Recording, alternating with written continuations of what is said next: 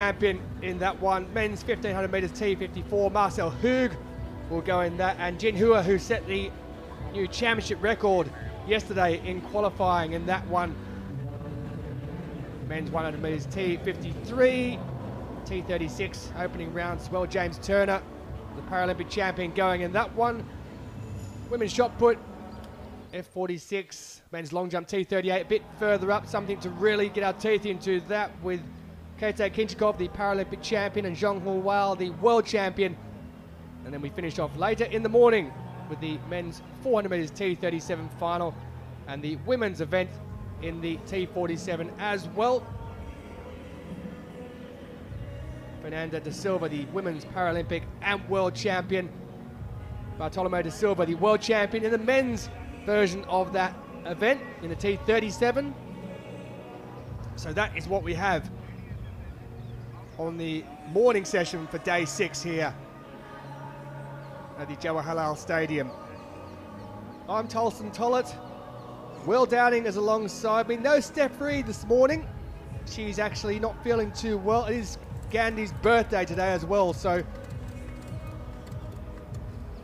a big day in this country as the men's javelin throw F34.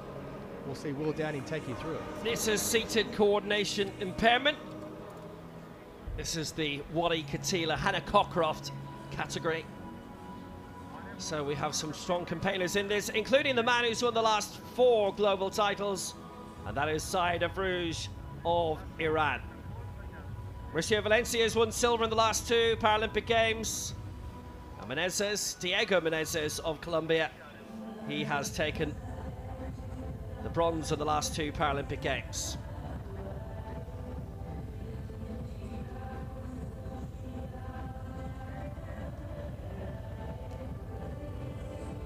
So decent field, a lot of the main men are here as usual. Plus a few new names, as generally tends to be the case in this sport. And also, we have the women's shot put at 57 coming up, another field event. Yeah, they're coming thick and fast in the morning session. Sophia Jalal, the Paralympic and world champion. She's also the F57 world record and championship record holder. There is one F55 going in this. Ruba Alamari of Bahrain at the top of the screen, you can see there.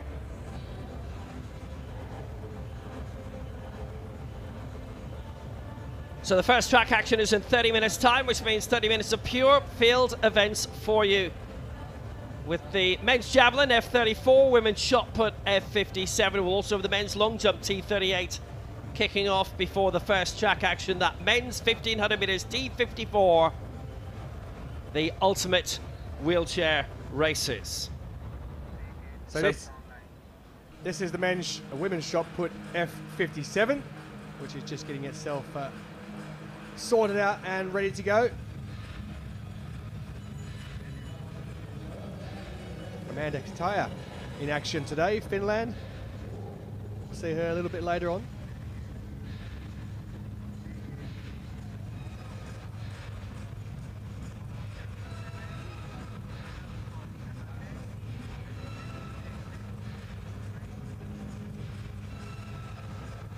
So the men's javelin throw F34 just getting sorted out as we speak. That's Horacek there of Czechia.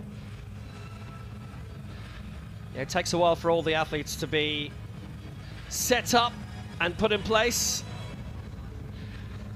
As always tends to be the situation in this sport, in the seated events.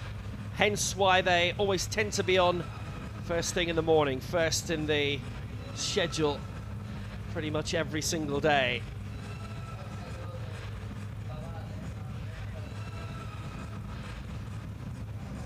And from what we can see, actually, it's a championship debut for Tomas Horacek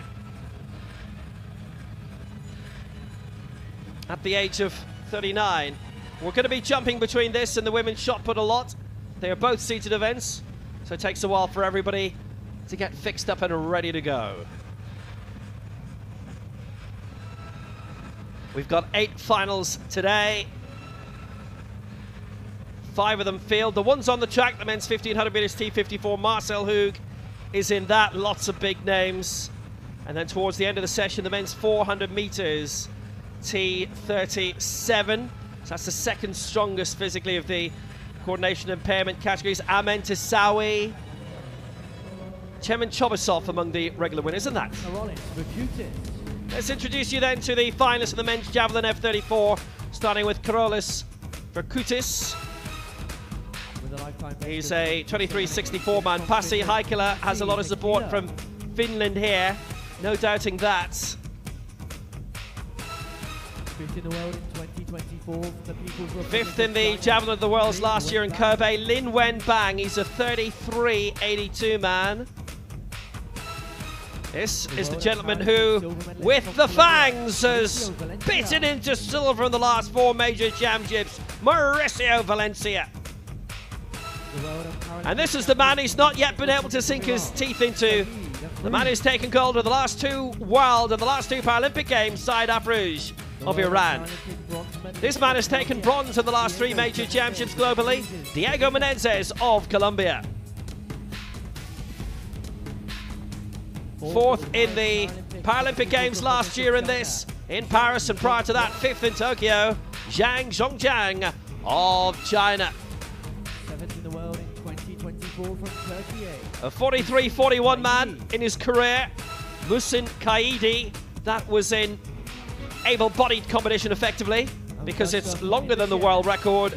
And we've got Tomas Horacek, who's here as well, ready and willing to go for his international debut.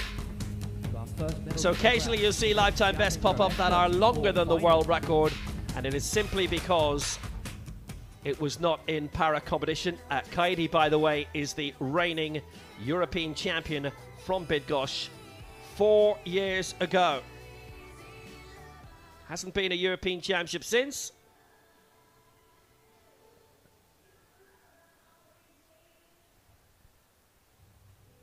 If anyone's wondering about Mauricio Valencia too and those teeth, he had his canine teeth actually, how shall we say this? Enhanced? Filed to look like that, just to show that, just to break down those stereotypes about Paralympic sport. They do look very good. I wonder whether you might try and make Stands yours out look like that one day. I can imagine you with canines moulded to look like fangs. Yeah, it'd be hard to commentate on them though. You keep biting your tongue. Again.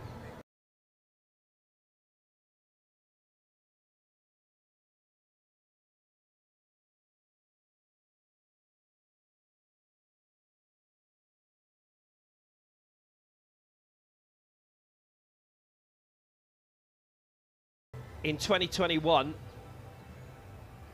previous Paralympic Games, she would have been watching it on TV. She had a motorbike accident at the end of 2019. Petra Lutheran's another one who had a really bad car accident within a few months. Is making international debut as a para-athlete. You never know in life. So Horacek getting us going underway in this men's javelin. It's a great record that Saeed Afrouj has. That's a good start, actually. That, I'll tell you, it's only 30 centimeters off his lifetime best. Horacek, 29.53. All the throws coming at once, with a little break after the first 3, as you will no doubt know by now if you've been watching with us for a while. Actually, honestly, I think if you watch a day of it, you're in the rhythm of it, you know what's going to come. So Horacek then, his second attempt. His lifetime best is pitched 3rd lowest of the 9. Everybody gets the full 6 throws. Gets the white flag with it. Needs a bit more on it. Didn't like the trajectory and the power. No run up in this, so that takes all the distance away. Though we've had some nights this week with all of the fantastic javelin finals, and India have done so well in it. In fact, 5 of their medals have come from the javelin so far. Golds for Sumit, Sandeep, Sanjay, Sagar, and Rinku as well. They love their javelin here now. 25.96, nowhere near an improvement. And as Vipin Clement, who's commentating on this for Indian television, was telling us, it's funny how things go. Somebody breaks through in the javelin out of nowhere about 7-8 years ago, and now everybody wants to do it. That's a better one. It's beyond 25 from Horacek. Ooh, it's a red flag though. It's a belated red flag.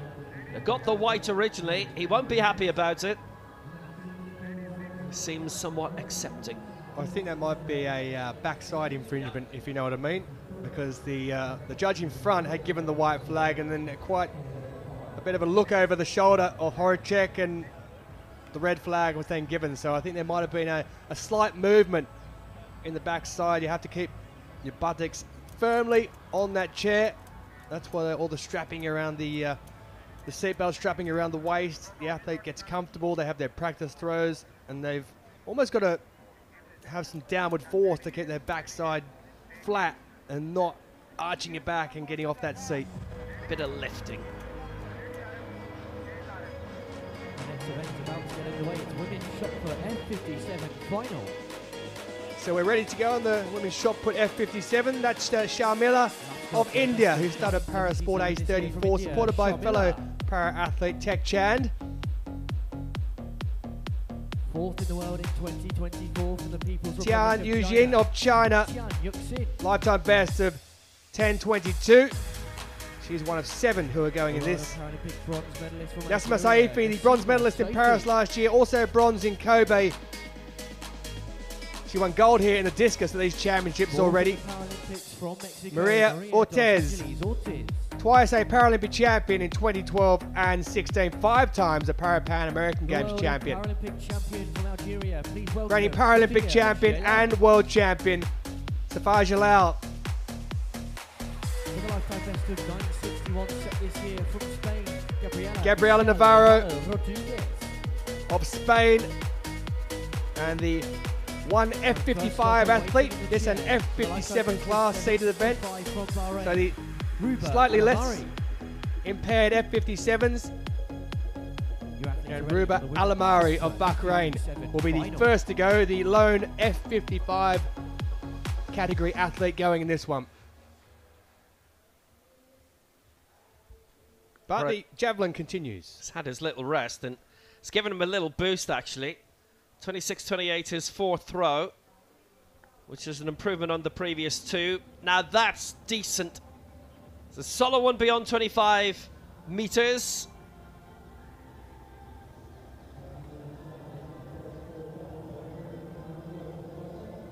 So much energy a lot of the time put into the first one that drains away a little bit. And remember, it's coordination impairment as well, so the body can on occasion tend to shut down a little bit. 27:39, that's an improvement. So the world record from Syed Afrouzian, winning gold in Paris last year, 41:16, and in taking the title in the south of the city at the Worlds 2 years ago, that's the championship record of 40:27. But there's not many who are 40-meter men. Next man to throw is one of those. A lot more about him when we see him.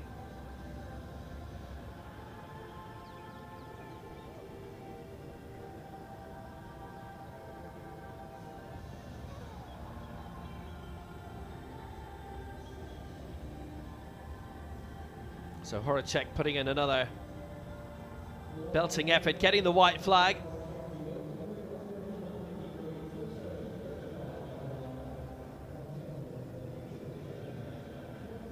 It's actually a somewhat prominent name in Czech sport. There's a cross-country skier, there's a fighter as well of the same name.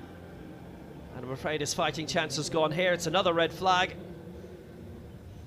He came so close to his lifetime best. It's one of the best throws of his life in the opening round. He couldn't add on to it. So an element, maybe slightly of disappointment for him.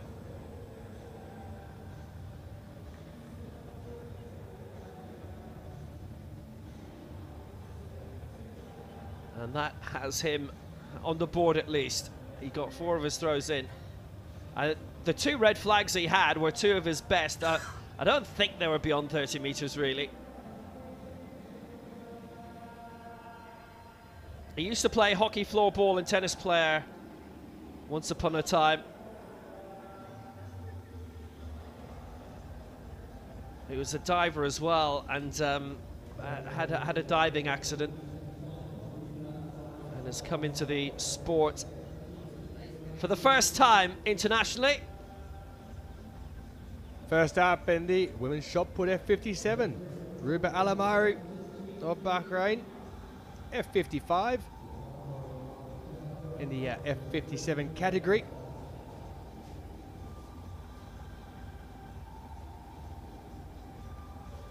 So as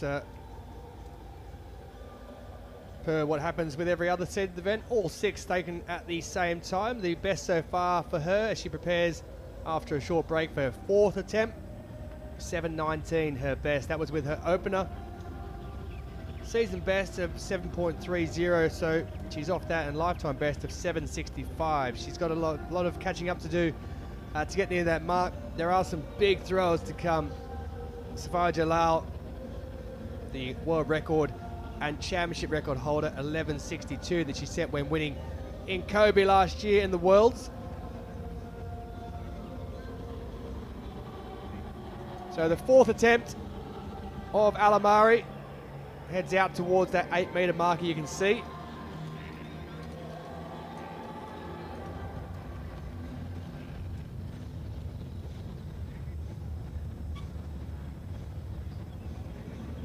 She won't be improving on what she's thrown so far by the looks of it.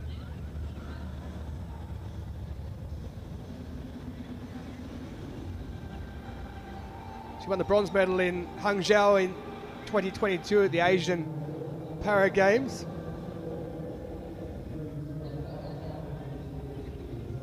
Seventh in the discus back in 2016.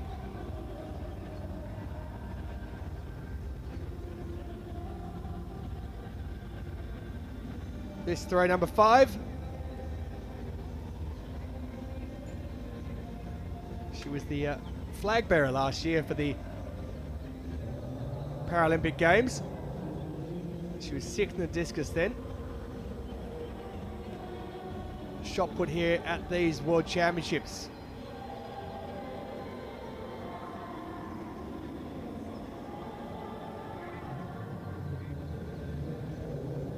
If you are new to parasport, the athletes do take all 6 at the same time. It's just a simpler way of sorting things out.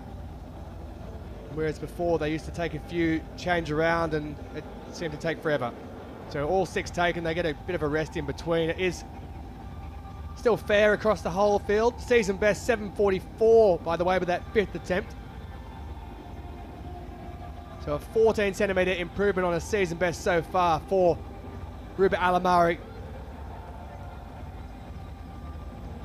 That went out around a similar distance, but that more than likely won't be an improvement.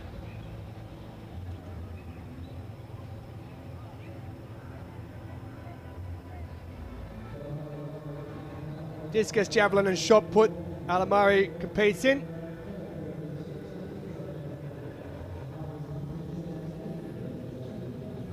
So all the throwing events. Not an improvement, by the way. That one hasn't come up on the screen just yet, but I know that it hasn't because it's coming at 6.97. There it is, pops up now. So she finishes with a season best of 7.44. There are 5 more athletes, 6 even, set to go after Alamari.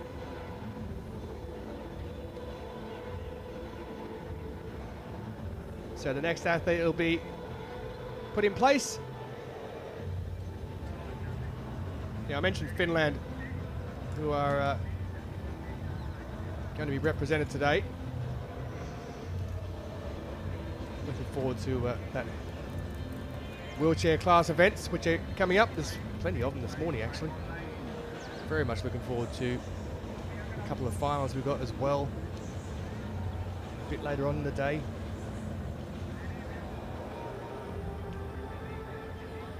Men's javelin throw F34 final. That's the first event of the morning. That was the first one to get underway. That's ongoing as well. Now we've got the reigning European champion coming up now in the men's javelin F34. So this is the seated coordination impairment. Here's our leader, Tomasz Horacek. from Czechia, the Czech Republic. 29.53. It's a solid set of marks. I mean, considering his lifetime best this year is around 29.80, you'd love to come along and knock out a lifetime best if you can, at least once in an event like this. But he was very close to it, and he is new to this level of competition. That's important to state as well. So he makes his debut at the age of 39, and I mean, frankly, good luck to him. Anybody who starts off in this sport at a reasonably advanced age. It's 39, advanced. What does that make us? I don't want to think. So here comes Musin Kaidi. He's the European record holder, he's the European champion as well. He's also a decent shot putter, as invariably happens in the 30s in the throws. Picked up bronze in the shots in the last Euros, and has actually done so in the World Championships as well. He's been on the scene quite a while, well over a decade. Leon was his first World Championship back in 2013. These are the practice throws, so don't worry about that. He's just chucking them out. If anyone's just tuning in, by the way, and you're wondering where our intrepid co-commentator is, Steph Reed, she's not feeling well. So hopefully she'll be back on deck, if not this afternoon in the evening session. It'll be on day 7 tomorrow. So if you're listening, Steph, or watching, get well soon.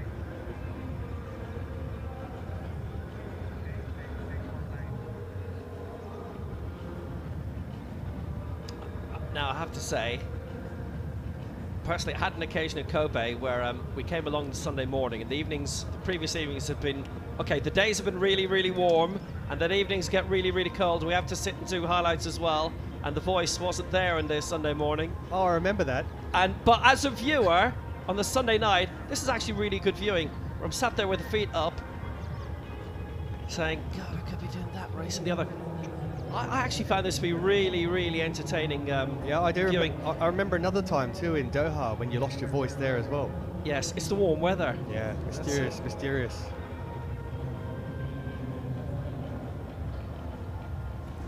Well, actually, I've got to say, since the start of London 2012, those are nearly the only 2 athletic sessions I've ever missed. Lucky me. Lucky you as well. Yeah. Fun times.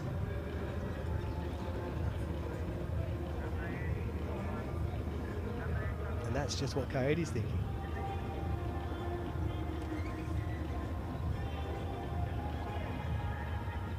So getting the throw ready here. He has his practice done for the morning.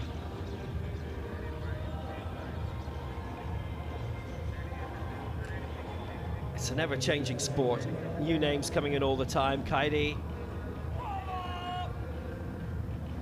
brilliantly over 25 meters, so that should be the lead. Now, in terms of the season's best, 27.90 always tends to be, I won't say a fallow year post-Paralympics, but it's not quite as frenetic as the 18 months leading up to it. And obviously the schedule's been very compressed due to 2020, and oh yeah, you know, and it's our 3rd year of World Championships in a row. 27.17. Now, as I say, he's a 43-meter man in his career. That's going back a bit, and that was not in exclusive para-athletics competition, so it doesn't go towards his European record or a world record, because what he threw in that is beyond the world record. 27.17. It's a little bit better.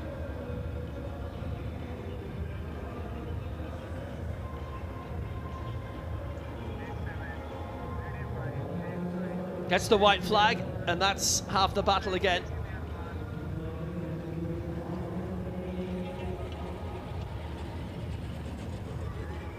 Definitely his standard generally is better than this. His European record is mid-35 meters. That's 28.74.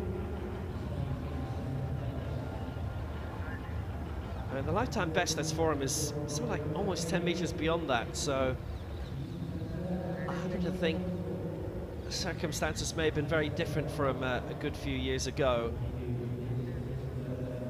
and that he was able to do that. Anyway, 28.74 is an improvement. He's in second spot, 80 centimeters behind. He has a chance of a medal in this. Has tended to be down the field slightly when it's come to the global competitions. In Europe, he's fared a lot better, although he oh, that's a lot better! Oh, that's the best of the day in the competition to date. No doubt about it. That's going to be the lead. What a very good throw in terms of what we've already seen. So now I think we can say he's in medal contention.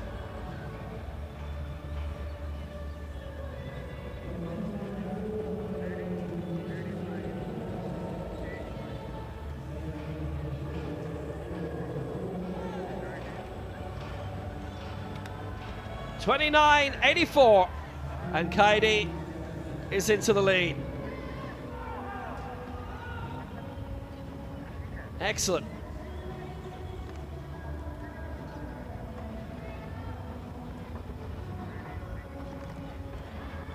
He can take his break as well now. That was well timed.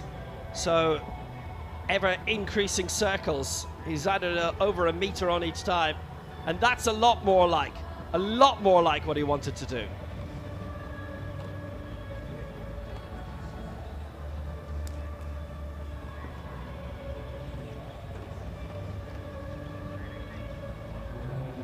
So 3 more throws to go for him. And we've got a lot lined up to begin in the next few minutes. So it'll be a frenetic morning. You always get this in parasport. I mean, it's one of the beauties of para-athletics, and I'll actually say athletics in general. There's always so much happening in the stadium, all at once, 3 or 4 field events, action on the track. It's the perfect format. Why would anyone think of doing anything different?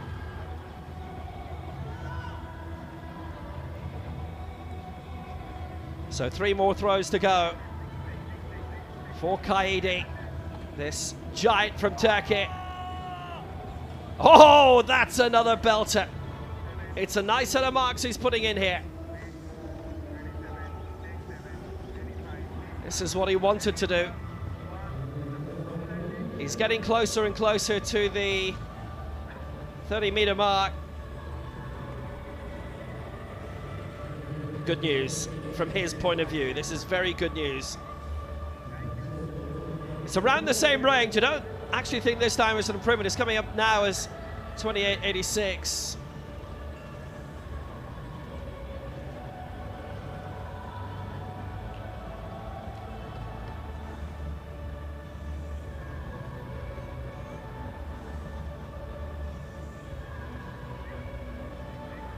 So he's the leader anyway, but he's not had a chance to extend that lead.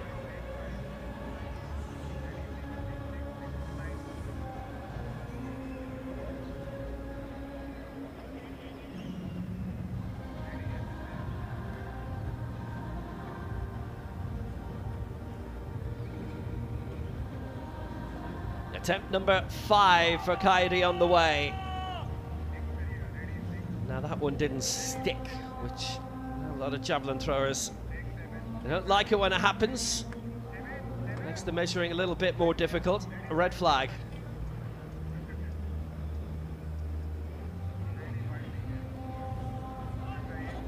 Unfortunate.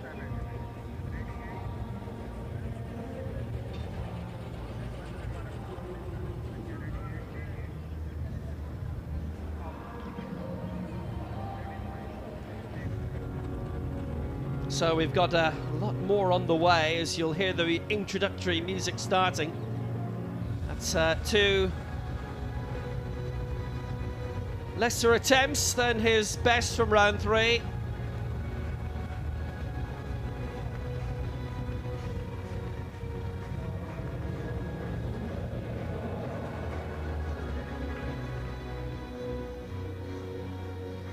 Men's long jump T38. This is the start list going in this one. There are 12 names set to get going in this, including the Paralympic champion Keito Kinchigov, and Zhang Hongwao, the world champion as well from China.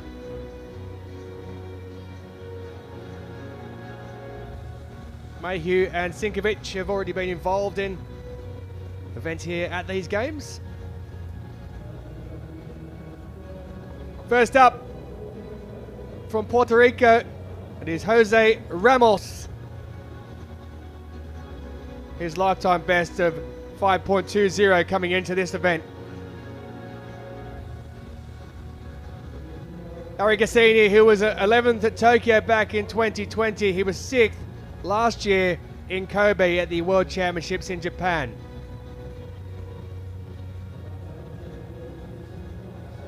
Turkey's Mehmet Atalay, 35 years of age, lifetime best set this year of 4.65.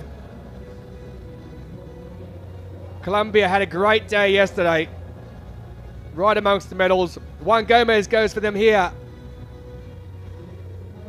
Ryan Medrano, silver already in the 100 metres at these games. He was 4th in the 400, 6th in this event last year at the Paralympics.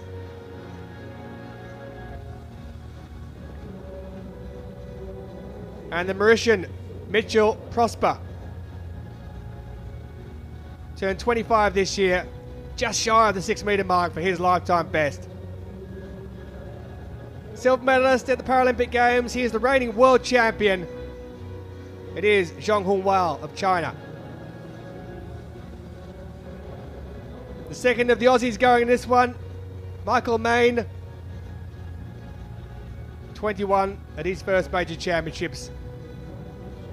The reigning Paralympic champion, Keito Kinchigov, who was silver in Kobe last year behind Zhang, and also in 2019 he took silver. He's a European champion.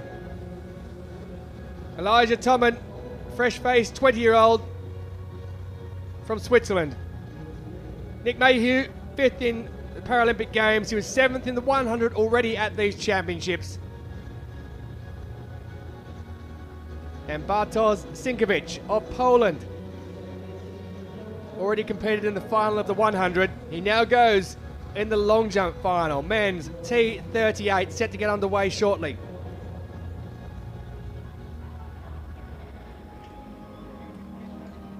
World record mark set by Zhu Dening in Tokyo at the Paralympic Games, and the championship record Hu Junwan of China also, that was set in 2015 in Doha. Busy morning in the JLN Stadium. The first track final is on the way, and what a track final. The men's 1500 metres T54, the fastest wheelchair races and the best there's ever been. The 34 times champion, 14-time world champion, Marcel Hug. Darat with the silver the other night in the 5 for France. Nathan Maguire looking for another major championship medal if he can. And Julian Casserly, world and Paralympic bronze. Can he add to it today? A field of 11 in this. Tell you about that in a sec why. But first of all, on the inside for China, bronze in the 5 in the World Championships last year in Kobe, Liu Jingchuan. Outside him for Great Britain, the Commonwealth Games champion, European champion in the Universal Relay, silver in that, also in the Paralympics 4 years ago for Nathan Maguire. First ever championship medal coming in the 5 here, silver for Thibaut Dabao. He crashed in the semi-final, and so Darat has been advanced to the final. His wheel came off. Never a problem like that for Marcel Hug, who designs his own racing chairs. The 7-time Paralympic, 14-time world, 13-time European champion. Outside him, 9th of the 1500 metres final in last year's Kobe World Champs, Hiroki Kishizawa.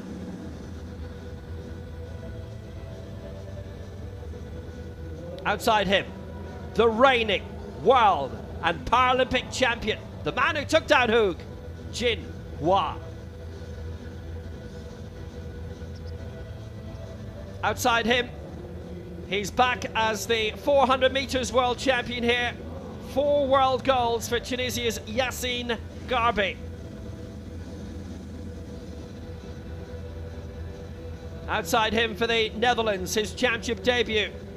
Went out in the heats of the 4, the wheelie wheelchair world record holder, Lito Anker. Outside him for China, the 400 meters Paralympic champion and the former world champ over 8, Dai Yongkang.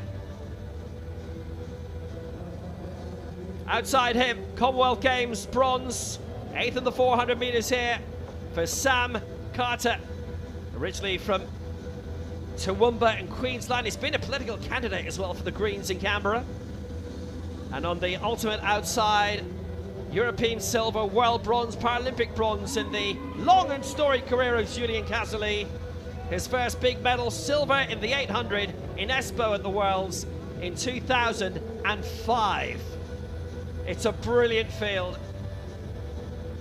I would say, realistically, we're only missing someone from Thailand. It's a great field. Men's 1500 meters, T54. So away we go. Liu of China, Maguire, Dara, Hoog, Kishizawa, Jinhua, Garbi, Anker, Dai, Carter, and Casserly. And such a dominant performance from Marcel Hoog in the final of the 5,000 meters to take his 14th world crown. That is 27th medal. Coming out in front is Jinhua. Well, he has a title to defend here, and he's the man who chipped up Hoog in the big final in Paris last year. Hoog had not made it to Kobe, but look who's out in front. Marcel Hoog. It's Hoog and Hua. What a surprise. 3 laps to go. Yeah, Marcel Hoog likes going out to the front, and we spoke about the incident in one of the heats where Dara managed to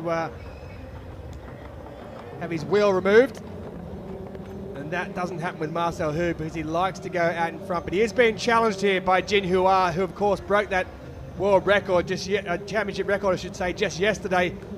He's had the better of Hoog in this event lately in the 1500 meters, and he's sitting a strong position and doing what Marcel Hoog normally does by making the fellow athletes move to the second lane to get around. He's just holding the back wheel there so that Marcel Hoog has to put in some extra work to try and get around the outside, and every time Hoog makes an effort, Jinhua blocks him off and makes a better effort to move forward and keep that distance. 2 laps to go. Hoog won't mind that for the moment. It's Jinhua who's out in front and in a really good position, and moving up is Lao Jinghuan as well. And Nathan Maguire for Britain is in 4th spot. So we've got 600 meters to go in this 1500 meters final. And it's the 2 men who've dominated this, who've taken the golds over the last 5 major global championships. They are 1 and 2 right now. Yu Jingjuan, it's only his 3rd major championship. On his debut in Kobe at the Worlds last year, he picked up bronze in the 5, and he's in the bronze medal position right now, with Maguire right behind him, the Commonwealth Games champion. The bell is on the way, and leading it is Jinhua. Marcel Hoog just behind him, and in 3rd spot is Lowe. Maguire is there. Then there's a gap back between the rest of them, and Dai is stuck in 5th spot, and Garbi is there in 6th, and now the move is coming over on the far flank, and it's a big move suddenly from Jinhua. He's opened up a big gap over Hoog, and it's increased to 20 meters, just like that.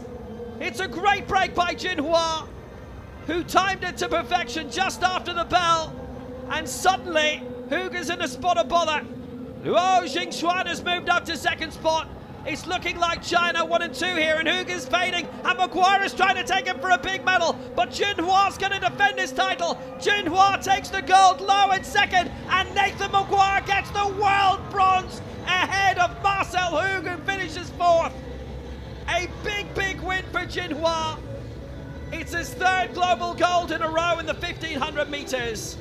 For Luo Jingxuan, it's his 1st championship silver. And Nathan Maguire, bronze in the 8 last year in Kobe, in a race without Hoog, beats him in a sprint to the line and gets the bronze. Maybe he'll feel that's the result of his life, but Jin and Luo, championship record as well, 250. He had set the previous mark in the semi-final yesterday morning. Dai 6th to win the lifetime best. Lifetime best for Luo as well in 2nd. Nathan Maguire will be delighted with his bronze for Britain, no doubt about that. But what a break by Jinhua. It came just past the line after the bell, and we were all expecting, as everybody does, that Marcel Hug would make the big break, but not this time, because Jin Hua has pulled off a big success. Well, I mentioned there Jin Hua had Marcel Hug just sitting on his back wheel, and he was a couple of lanes wide. Every time Hug tried to make a move, Jin Hua responded and kept that distance, and then that's where Hug went to the front in the first lap. But when they came around with about 800 to go, Jin Hua moved to the front from that position there, and you can just see he's keeping Hug a little bit wider. And every time Hug tried to move, Jin Hua had a look around and just kept that distance. And then in the last 400 meters, he went, and Hug tried to go. He just didn't have anything in the arms. And in the end, Nathan Maguire did that last 100. In fairness, Marcel Hug actually looked like he was going backwards there at one point as Nathan Maguire went past him with ease. So the champion of many events over the years has failed to get a medal in this one. It's China 1-2. And Nathan Maguire, when he went across the line, he punched his fist into the air. He knew how important it was, and he got a victory over Marcel Hug. It's bronze for him. Very happy indeed. Great result for China. They get the gold and the silver. And Marcel Hug out of the medals. That is a big surprise. Dye's decided to join in. Well, he has a bit to celebrate because he has a lifetime best, so that's great news for him. But even better for Jin Hua, the new championship record. Liu in second place with a lifetime best. And then Nathan Maguire popping up, getting past Hug in a sprint. And a race like that can end up being a career changer. He's been around a while, Nathan Maguire. I'm afraid my version of the start list actually doesn't have Maguire's name on it, or most of the names. So normally I'd be able to rattle off his 27 or 28. Big result this. Jin Hua the gold, championship record. Liu, the silver for China. And Nathan Maguire, the bronze for Great Britain. Marcel Hug leaves this race without a medal. Sam Carter in 11th spot this time. African record for Yassim Garbi. Nathan Maguire's 28, by the way. He's been around a few years. That wasn't a bad stab, actually. Living in Chester these days. With the missus. Nice race course as well. We'll see her later. Absolutely. Been there? I have actually. Would you believe there's a major train interchange there, as you well know. I've been to the stadium actually. It's a lovely stadium. Why am I not surprised when you talk about train interchanges? Yeah, that's my life. I haven't seen the train station here. I don't think I'm going to either, the way it's gone. I'd say not. I saw a bus yesterday. Anyway, men's long jump T38 final.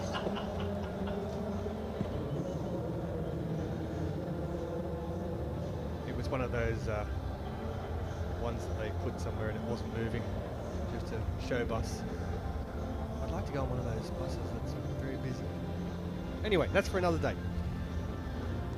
Elijah Thoman of Switzerland is up as we continue to move through the long jump here. We've got loads happening at the moment. Javelin throw, shot put, this long jump, more track events coming up shortly. Zhong Hua leads the way by the way here in the long jump at the moment. As Elijah Thoman goes with his first attempt, his lifetime best coming into this 6:36. That was set this year. 6:53 is that season best mark for Zhong, who's out in front of China at the moment. Kinchigov, who's the Paralympic champion. Zhong, of course, the world champion. Kinchigov, the Paralympic champion, in second place. Season best 6:11 for him. That is a foul first up for Thoman. Mitchell Prosper of Mauritius is in third place at present after his opener of 5:83. And that there shows you he is way, way over that board. So no issues as far as calling the foul and the red flag where that one goes. Actually, it's worth pointing out about Thoman as well. He's so young. He's never competed at a European Championship. Last one was 4 years ago. This is a man who's tons of experience, though. Nick Mayhew.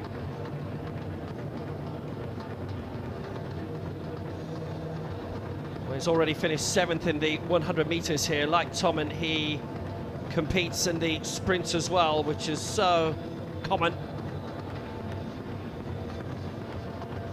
So Mayhew, 3 golds in Tokyo 4 years ago at the Paralympic Games, and a red flag here, which is not what he wanted to have flying high. That's 6 fouls. Yeah, it's amazing, in isn't the it? opening jump so far out of 11 athletes.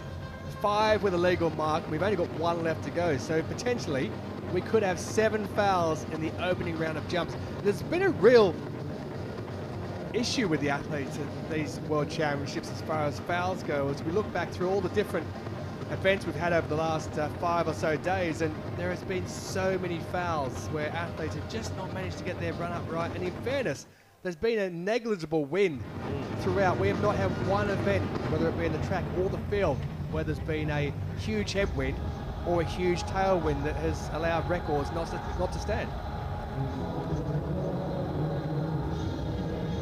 So we're heading back to the track now. It is the men's 100 metres T11 complete visual impairment. There are 4 heats set to go in this, and it is the first who will qualify through to the semi-final, and then the next 4 fastest across the 4 heats will also go through to the semi-final stage. There is Di Dong Dong, the world champion and 14-time global medalist, with his guide Lian Jianjiang.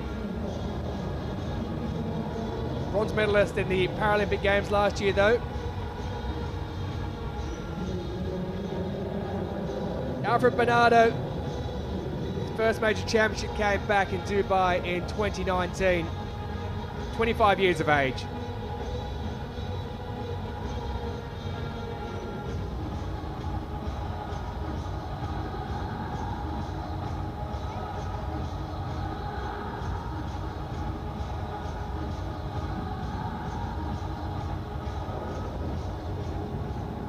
And we do have Santos Gonzalez. There he is, Anderson Santos Gonzalez, who was a gold medalist in the Paralympic Games over 400 metres. He finished 4th here in the 400 metres outside the medals. He now goes in the 100.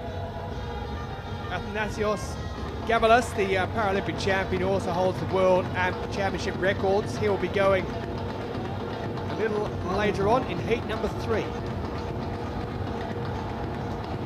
Drummers are back. They're enjoying themselves.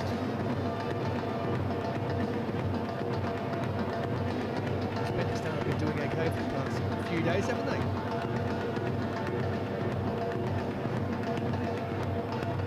Just with the drums. Japan have picked up medals as well.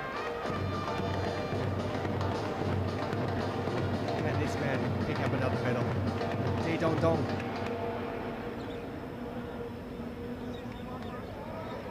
Bronze medalist in Paris, the Paralympics, but he is the reigning world champion, Asian Para Games champion as well. This, the complete visual impairment category, it means that the athletes do take a little bit more time to get themselves into the starting blocks. The guide will help them out. They'll get themselves with that tether, which is 50 centimetres across, and it must be maintained the whole way through the race. They have 2 lanes, and the athlete has to be across the line first before the guide. Heat number 1, men's 100 metres T11. Complete visual impairment.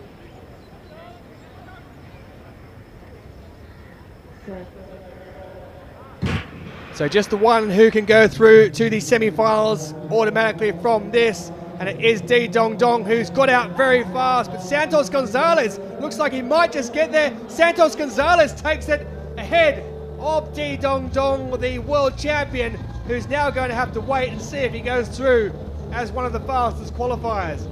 Well, I thought Di Dong Dong got away to a point where he was looking like he was going to take it, but he just got reeled in over the last 30 metres by Anderson Santos with a lifetime best for him of 11.17 seconds. So Di finishes in 11.26. It's a season best time, but he just finished so well, did Anderson Santos. His guide worked him. They had lovely synchronicity happening, and De Dong Dong just faded a little bit towards the end and has to settle for second place in the hope that he may go through as the fastest qualifier. Just the one across all the 4 heats he goes through automatically, and then we'll have the next 4 fastest. So he should go through to the semi-finals, De Dong Dong. There shouldn't be an issue there, but definitely qualifying is Anderson Santos with a lifetime best of 11.17. D in second, season best 11.26. Also a season best for Namibia's Alfred Bernardo. Took him well on the line. That was a very, very effective finish.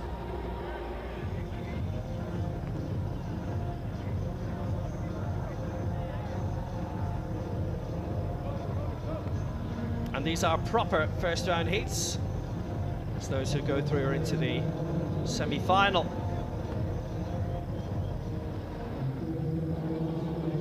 The long jump continues in the T37, something to watch back and enjoy, as many are doing here. So next up to go, this is Juan Gomez of Colombia. Now his lifetime best coming this year of 6:63.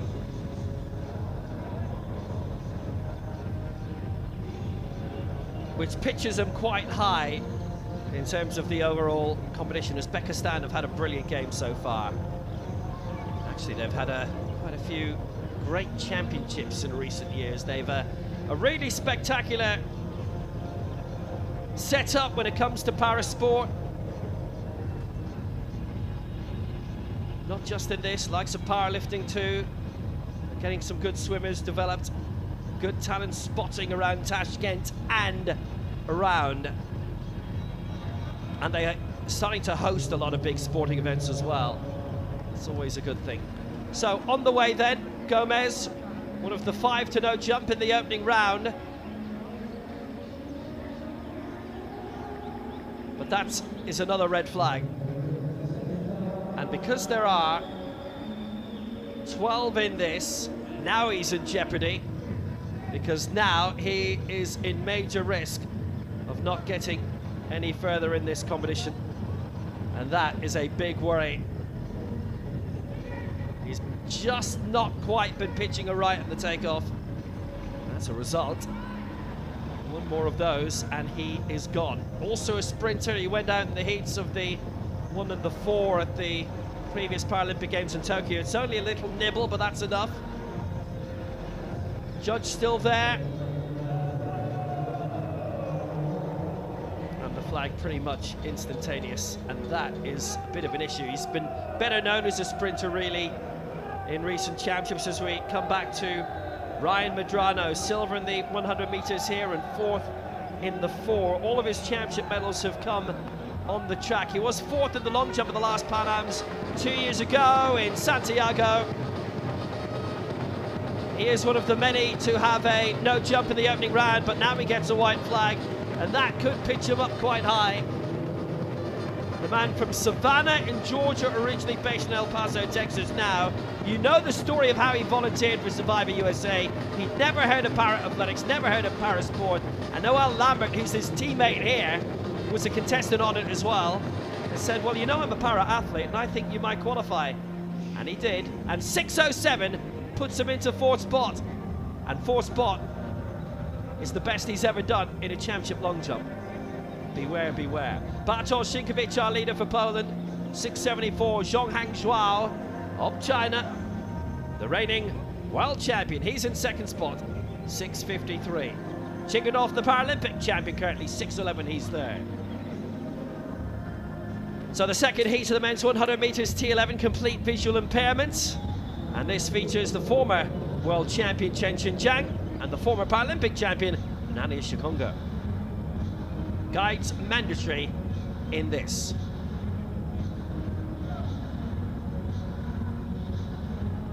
So in heat 3 for China, gold in the long jump coming into this, and he was dethroned. Silver this time around for Chen Xinjiang. He's actually medalled in the long jump of the last 3 global champs, won gold to silver, and his guide is Yang Linfeng.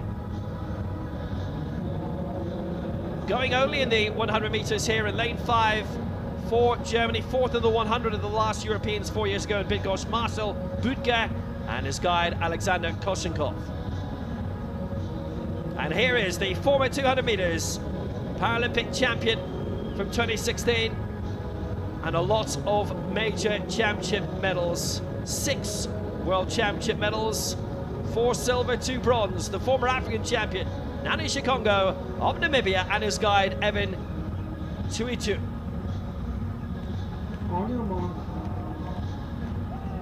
It's Thursday work, this. So again, it is the winner of each of these 4 first round heats plus the next 4 that will advance to the semi-final.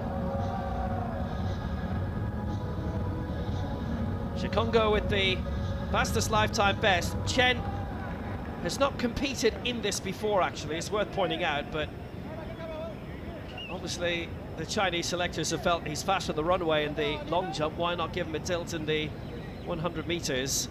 It's like what happened in reverse with Fleur Yong, who's always a decent sprinter, and then they said, would you like to do the long jump? She's turned out to be all right at it. So Chen in 3, Rutger 5, Shikongo 7, winner going through. Away first time, solid start, Budke in the middle, now Chen coming into his stride, Chen fighting well with Budke, Shikongo trying to move up, but it's Budke for Germany, he should take this, and he just does! 11:29 for Germany, just ahead of Shikongo. Chen just died a little bit there, but there might be a prize for him in second place. 11:31 for Shikongo in second.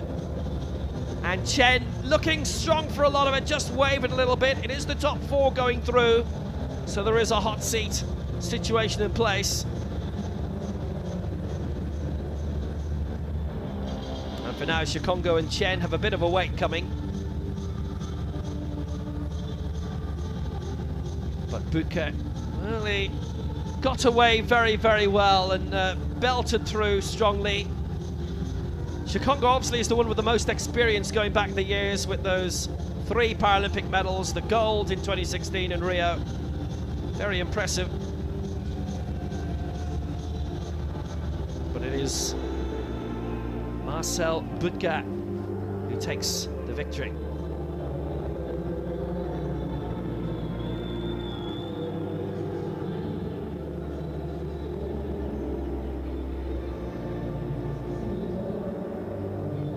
Happening around the stadium. Budke taking this, 11:29. Shikongo and Chen with a bit of a wait coming. But the Kassel physiotherapist gets the win here.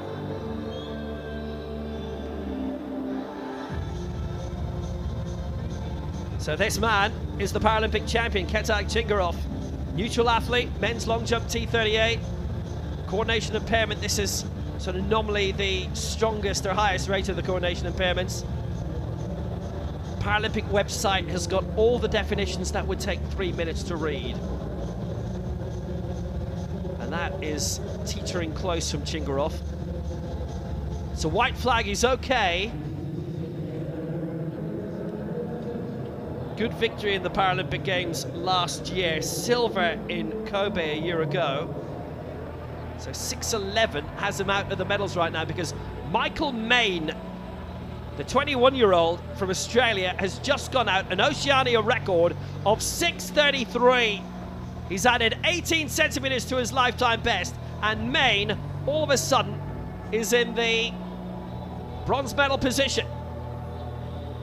Big things could be happening for him. 6:22. Chingarov remains in 4th.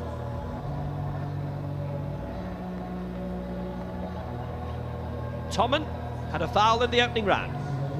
Yeah, so he doesn't want to put pressure on himself for his 3rd jump by having a foul here. He'll want to get a mark and make sure he gets onto the board, and then that way he can push forward with his 3rd.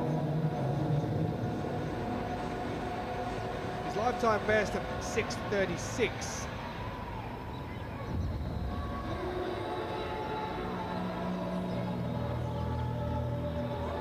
That looked all right. been given the white flag. Decent length actually from viewing that first up, as far as when it comes on the board, and he's happy with it. Yeah, he's really happy with it, the youngster. So that'll be interesting to see what he's actually come up with there.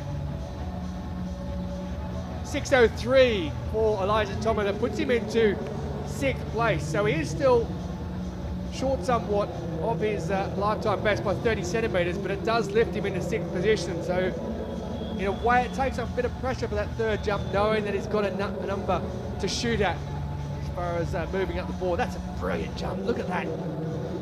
You could not be any better on the board than Elijah Thomas was there. No matter what category you're in, whether it be Paralympic or Olympic sport, that is absolutely superb. I mean, the pressure was really on after that first round foul, because you're kind of thinking, it whirs around in your head, don't do it again, and he didn't. Third heat, men's 100 metres T11, complete visual impairment. As per the first two, it is the first place who automatically goes through to the semi-finals. And then we'll have 4 of the 6 who miss out that will go through to the semi-finals. So there'll be 2 across these 4 heats that does miss the cut.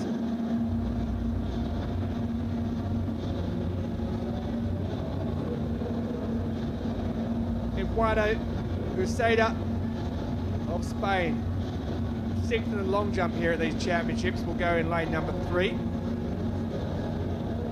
There he is, the reigning Paralympic champion, Athanasios Gavalas. Won gold in Tokyo 2020, also in Paris last year where he defended it. He's a 2-time European champion. He won the Worlds in Paris back in 2023.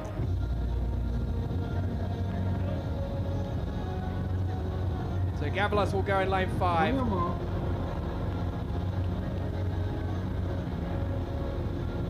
There is no Yi Tao, who was scheduled to go, who took silver in Kobe last year, so it'll be just 2 who line up in this race. Doesn't change things because first will definitely go through. So Yi Tao is a non-starter.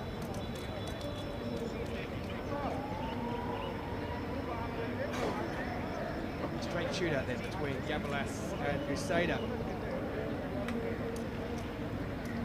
10.82, that lifetime best for Gavalas, which is the world record he set back in Tokyo in the Paralympic Games in 2021.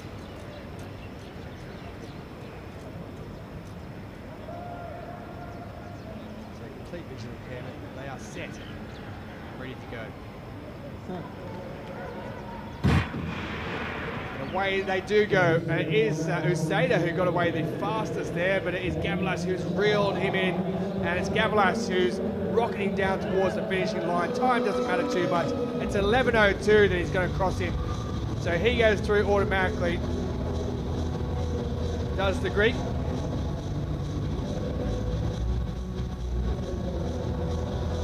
.11:02 the time.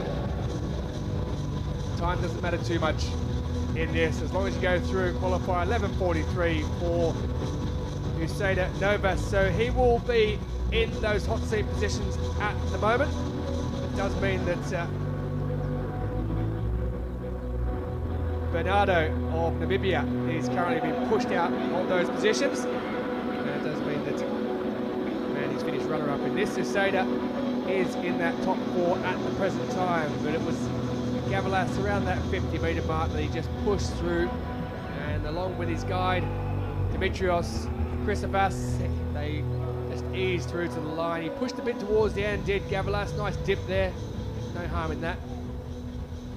Always want to be in a position where you are just making it out like it's a final each time, with a dip at the end, but he did it quite easily. The Uceda of Spain, though, is inside those top 4 positions at the moment with 11:43.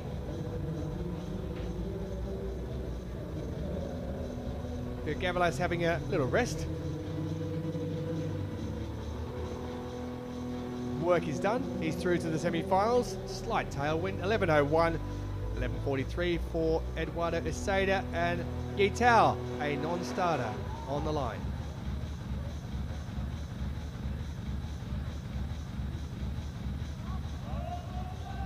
Wow, the Japanese crowd are out. Welcome aboard. As we continue in the long jump, and that's a little bit of an abortive effort, and that's awkward for the Puerto Rican here, Ramos. The 22-year-old who's been a top 12 finisher in the last 2 games, and that might be him bust, I'm afraid, because he's had 2 misses. And also our championship debutant leader, Bartosz Sinkiewicz, missed in the second round, and he is out. It is 4:73, and whether there is a physical injury, certainly emotionally there will be some upset, because Jose Ramos will not progress. The Puerto Rican, he pushed it strongly, and that is the last we see of him in this final. What about this man? What about all these new, really talented Australian athletes that are being found right now? And Ari Tassini in 8th spot is pushing towards his lifetime best very well. The former world junior champion in 2017.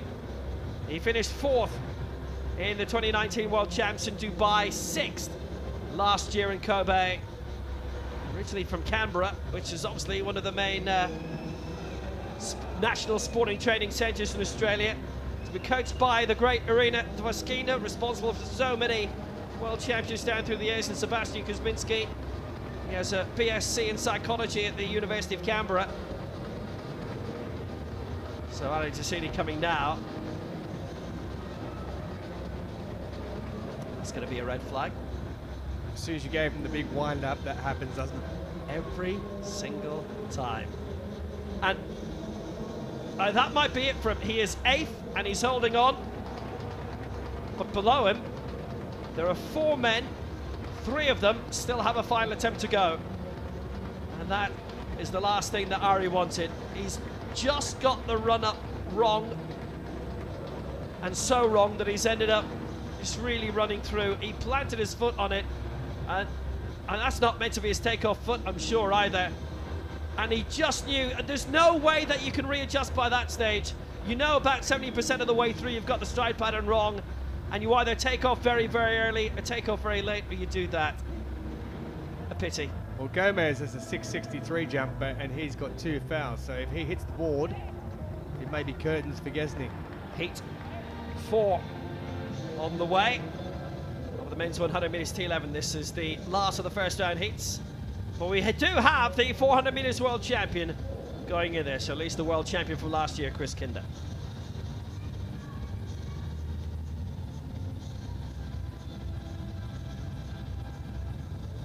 He doesn't have the most storied CV of the 3 in this, by the way.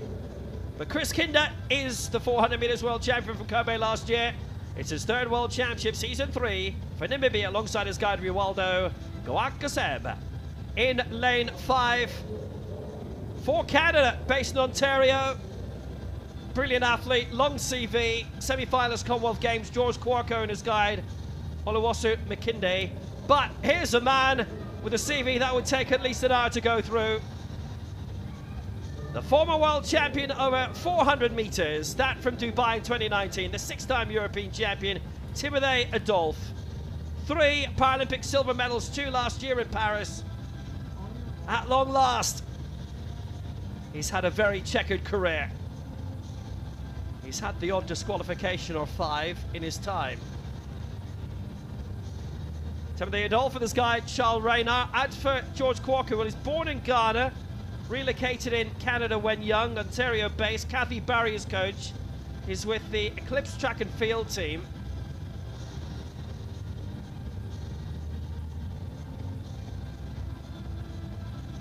Has an engineering degree from Seneca Polytechnic.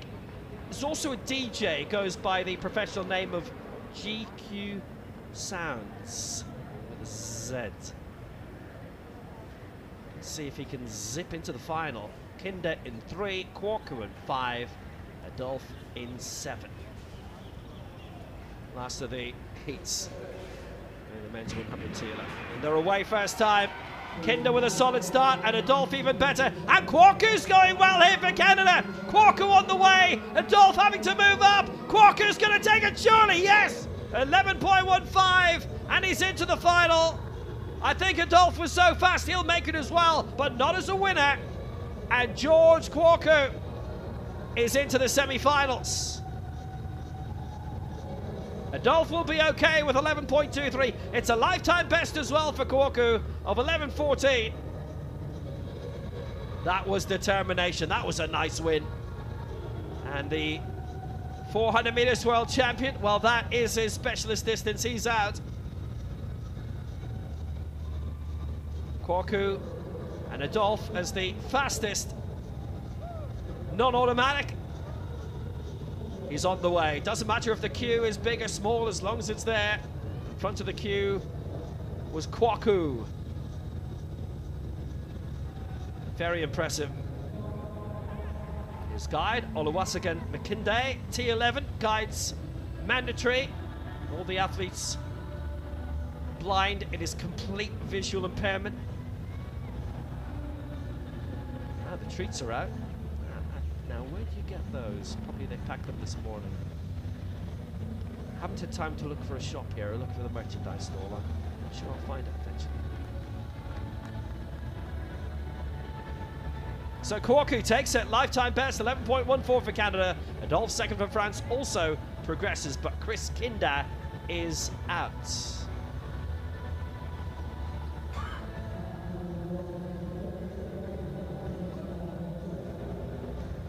Now, just a quick one, that women's shot put F57 final.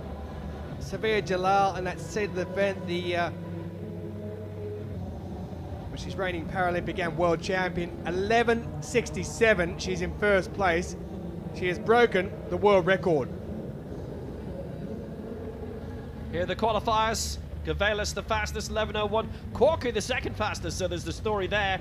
Anderson Santos, Timothy Adolphe through without any worry. Titong Tong as well. Butke winners heat. Shakongo, Roger Saber, they all progress to the semi-finals of the men's 100 meters T11. So Jalal with the world record. Nassima Saifi is in second place, the three-time discus Paralympic champion and five-time discus world champion.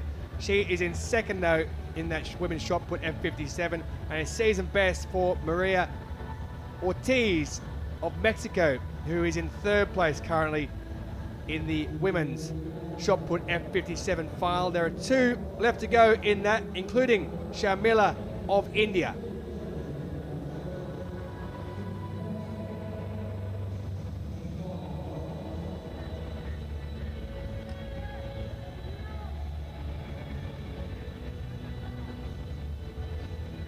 Javelin throw F34 also continues. Saida Fru is leading the way with that one with a season best for him. Medina has set a new America's record in second place, the Colombian, 39.919. And Zhang of China, season best, 34.27. Next up in that, by the way, is Mauricio Valencia, who'll go for Colombia. But we head back to the men's long jump T38 final. And this is the man currently in second place. The reigning world champion, Zhong Hangzhou for China. 6.53 in the opening round, followed up with a much shorter 5.22. He's 21 centimeters off the lead right now, and it's a solid effort, around 6.5. Nick Mayhew has moved up into the bronze medal position for the United States, 6.41 lifetime best. And Michael Main suddenly drops to fifth due to that Oceania record, 6.33. Very impressive, had been in bronze, but Mayhew and Juan Gomez overtaking him. 6.41 for Zhong, that's solid. That in its own right would have been good enough for second. As we stand, that's Mayhew's mark as well. Really solid effort. Well, Zhong coming on the scene a couple of years ago. Gold in Kobe at the Worlds, silver in the last two Paralympic Games for Zhong Hangzhou.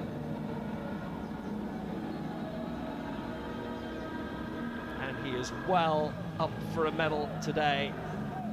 No doubt about that.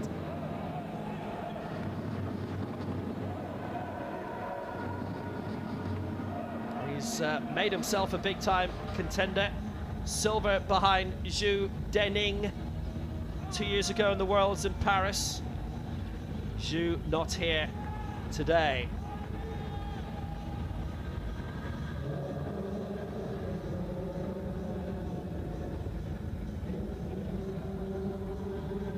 Crowds have been fine. It's not bad here for the morning. But this is a man we really have to be impressed by. At one stage, he was in the bronze medal position. The Oceania record is 6:33. Michael Main, championship debut. Based with Essendon Athletics. Sports degree through Carleton College, coached by Alwyn Jones. So he came into this with a lifetime best of 6:15, set in the Australian Championships. That got him into the team. 21 years old and brilliant. Let's see what comes up here. He went early and as a result gave away around 20 centimetres at the very least. Gets the white flag, but he won't be satisfied with it. So 6:33, lifetime best, is 8 centimetres off the medals. So he's not far off. Cerebral palsy down the right side. Has a BSc in coaching and development. And we saw his compatriot Aaron Cassini a little bit earlier. He is in 9th position now after a foul with his 3rd attempt, so he will not be going through.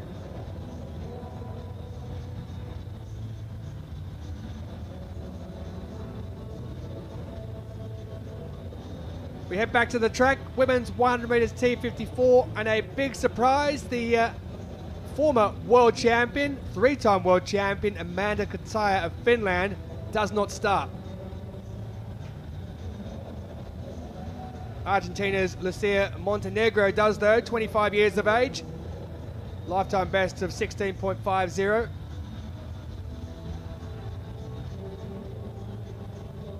Tokyo 2020 Paralympic champion, Zhu Kuquan. She's taken silver here in the 1500 metres and the 800 metres already at these championships, season lane 4. So with no Kataja in 6, we have Naomi Alphonse, who is the reigning world champion. Goes in lane 6. Anise Abdul of Norway, 20 years of age and her first major championship in lane number 7. So lane 5 vacant. The world champion Alphonse goes in lane number 6.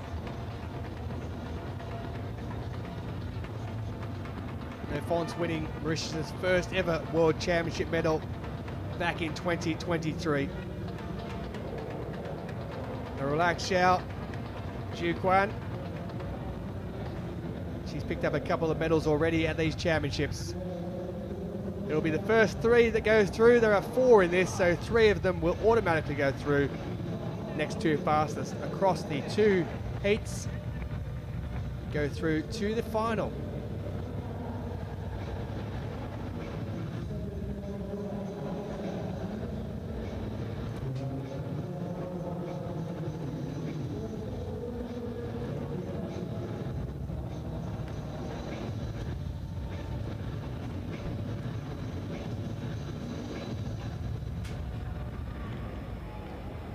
So Amanda Kataja picked up an illness in camp, and that is why she is not competing here.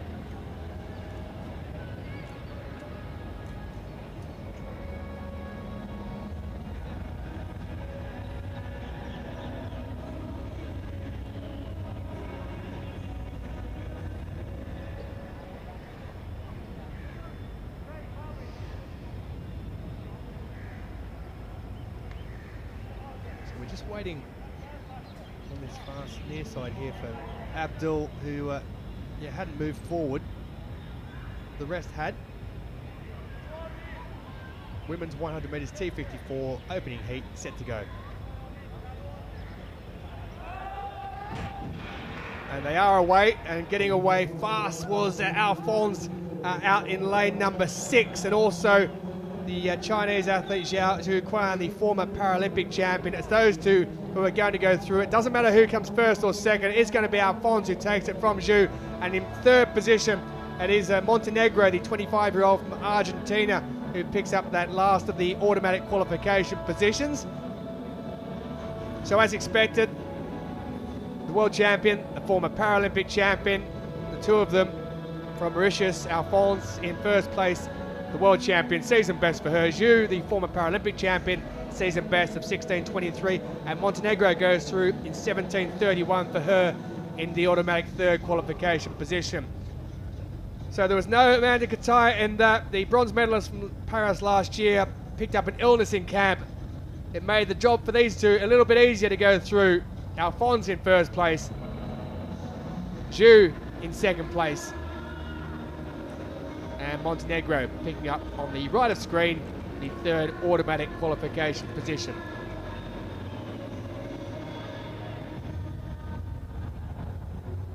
So there's one more race to come in this women's 100 metres T54 semi-final effectively. And that's opened things up with no championship record holder, Amanda Kataja. She did not start due to illness. Alphonse, Zhu and Montenegro go through. Season best for Alphonse and Zhu. Anissa Abdul will have to wait and see if she can go through as one of the next two fastest advancing to the final.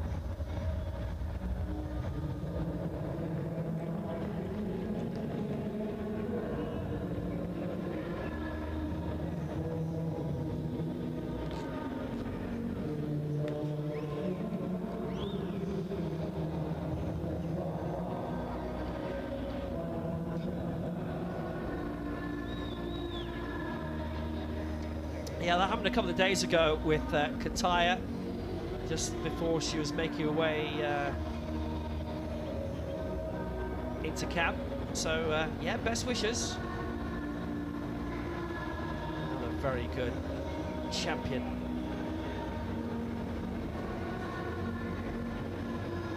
Successes in Paris in the 100 metres. Finland have, for quite a few years, had some really good wheelchair sprinters, the Mani brothers, Leo, Pekka, Tati as well. The Flying Finn is going more into coaching now.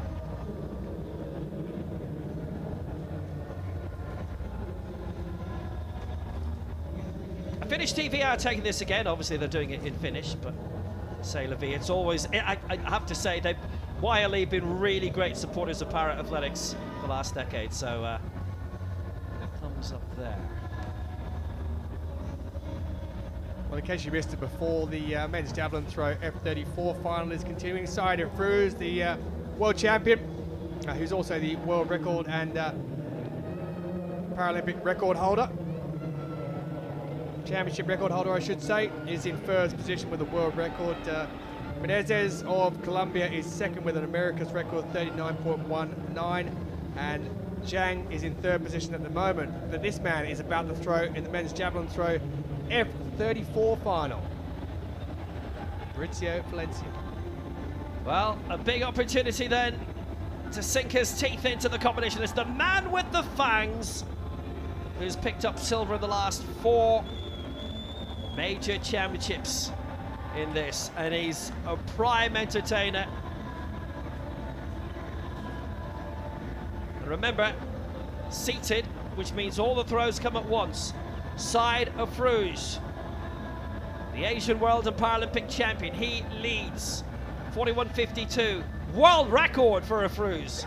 Menezes, America's record 7, 39.19, and Zhang third, 34.27. He's not third now.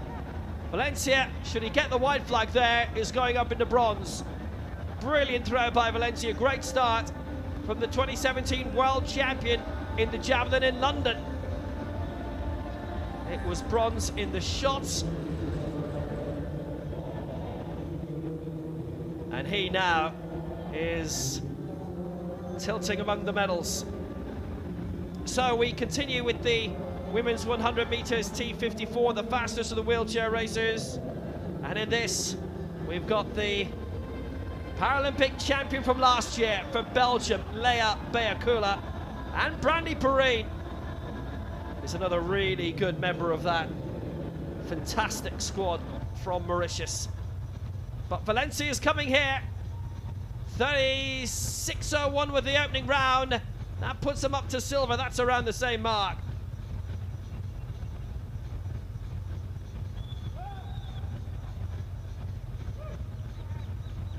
Well, he stands out. And that's the point.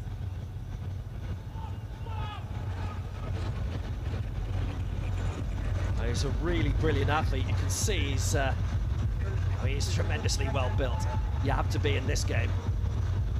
He's got a lot of meterage to make up though, doesn't he? Only 36.01 with that first one. He's probably slightly further, but he's got a good 5.5 meters he has to make up on Bruce here. And the point is as well, he's now going to have to add about 10 centimeters onto his lifetime best in order to move up into silver, due to Menezes breaking the America's record, which Valencia would have held.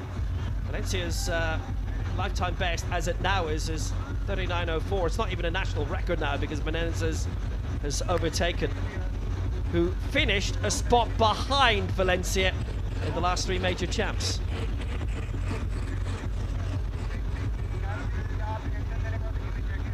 Ooh, very fascinating.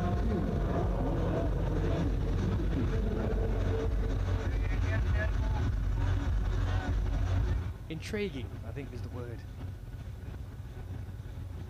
Nice day. We're due to have rain later, to tell you that, just to warn you.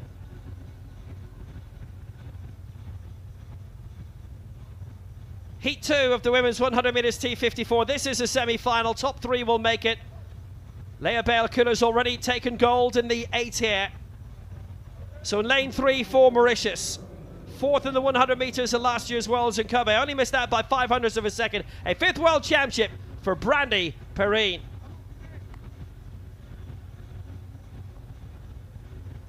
In lane 4 for Canada from Ontario. 7th at the Commonwealth Games in Birmingham 3 years ago. Coached by Jeff Harris. Also Para Ice Hockey International, Nandini Sharma.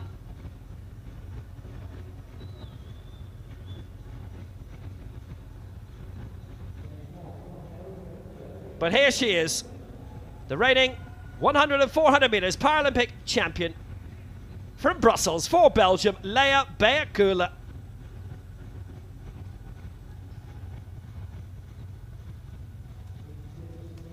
In lane 6 for the United States, the 400 metres Pan Am champion. That her 3rd Pan Am crown for Hannah Dederick.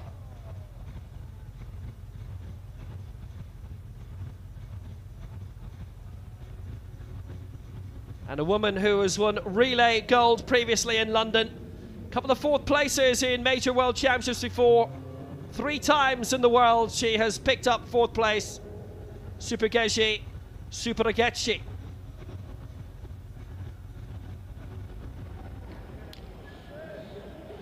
So again, it is the top 3 and the next 2 fastest who will go through. Perrine in 3, Sharma 4, Bale-Akula 5, Dederick 6, Superagetchi in 7. Away, first time, and Leia Bale-Akula can be away. World record, she's only 0.05 off it. Perrine has started brilliantly. Bale-Akula's coming into it now. Bale-Akula on the way, and Perrine doing brilliantly. Bale-Akula's going to go through, and Perrine, and also Dederick.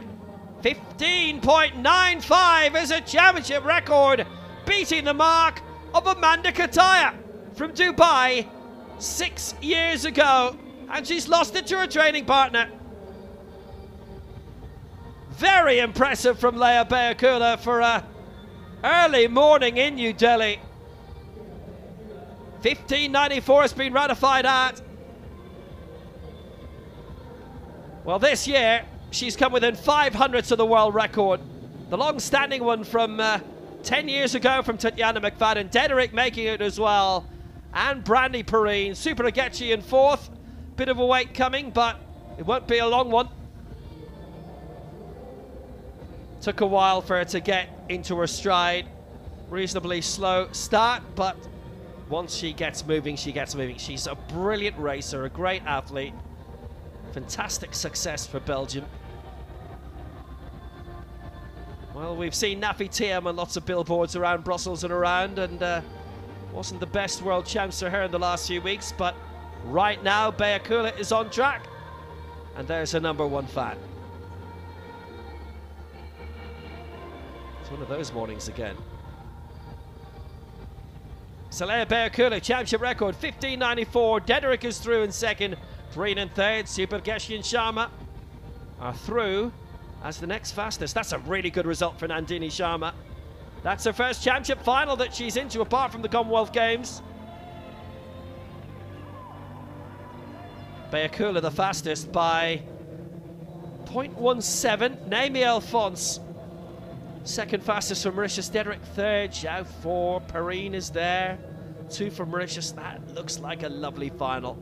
No Amanda Katoya, unfortunately. But we will see her again.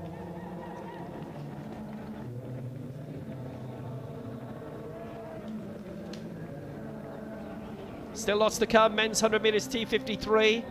That's the second fastest category wheelchair races. Men's 100T 36. That's the coordination impairment.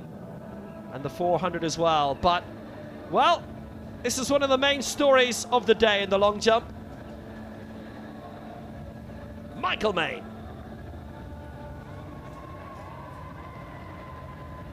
.580, he's on. And we're into the last 8 jumpers with their final 3 attempts. So Michael Main with 6.33 with his second thus far, and that one is out near the 6 metre mark. He's been given the white flag.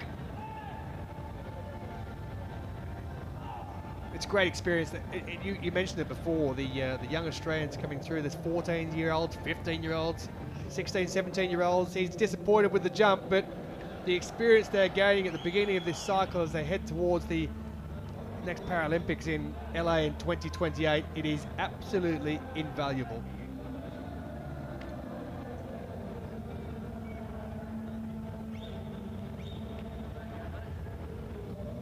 So he won't improve. 6.04 is the mark for young Michael Main. He's out of the medal positions at the moment.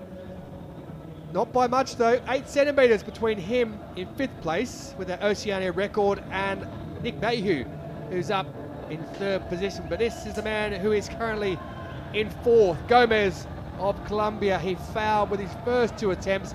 6.37 was enough with his 3rd under a bit of pressure to get him on the board. He's 4 centimetres shy of Mayhew. What can he do?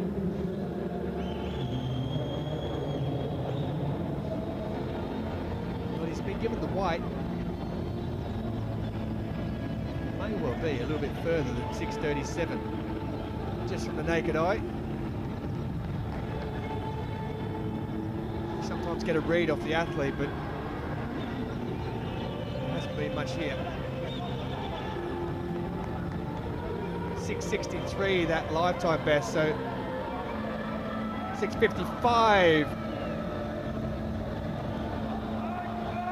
is that mark that's come up, so that has actually taken him up into 2nd position. So he didn't show much emotion. It was between the 6th and the 7th metre mark. I didn't actually think it was going to be enough to get him up into 2nd position, but it has. So this man Mayhew now drops back into 4th. He was 7th in the 100 metres here, Nick Mayhew. Formerly a T37 until a couple of years ago, now in the T38 category. So the least of the coordination impairment.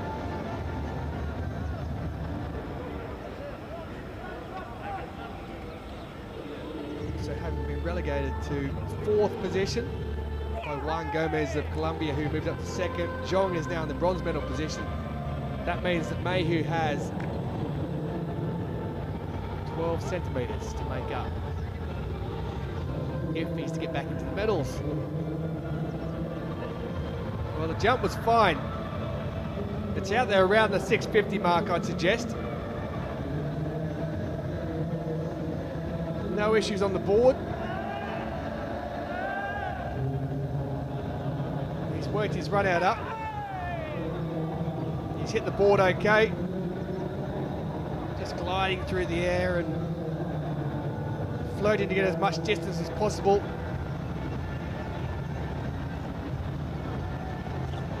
.640, so he doesn't improve on that lifetime best of 6:41 with his 2nd attempt. It's thirsty work indeed. Not just doing it, but watching as well.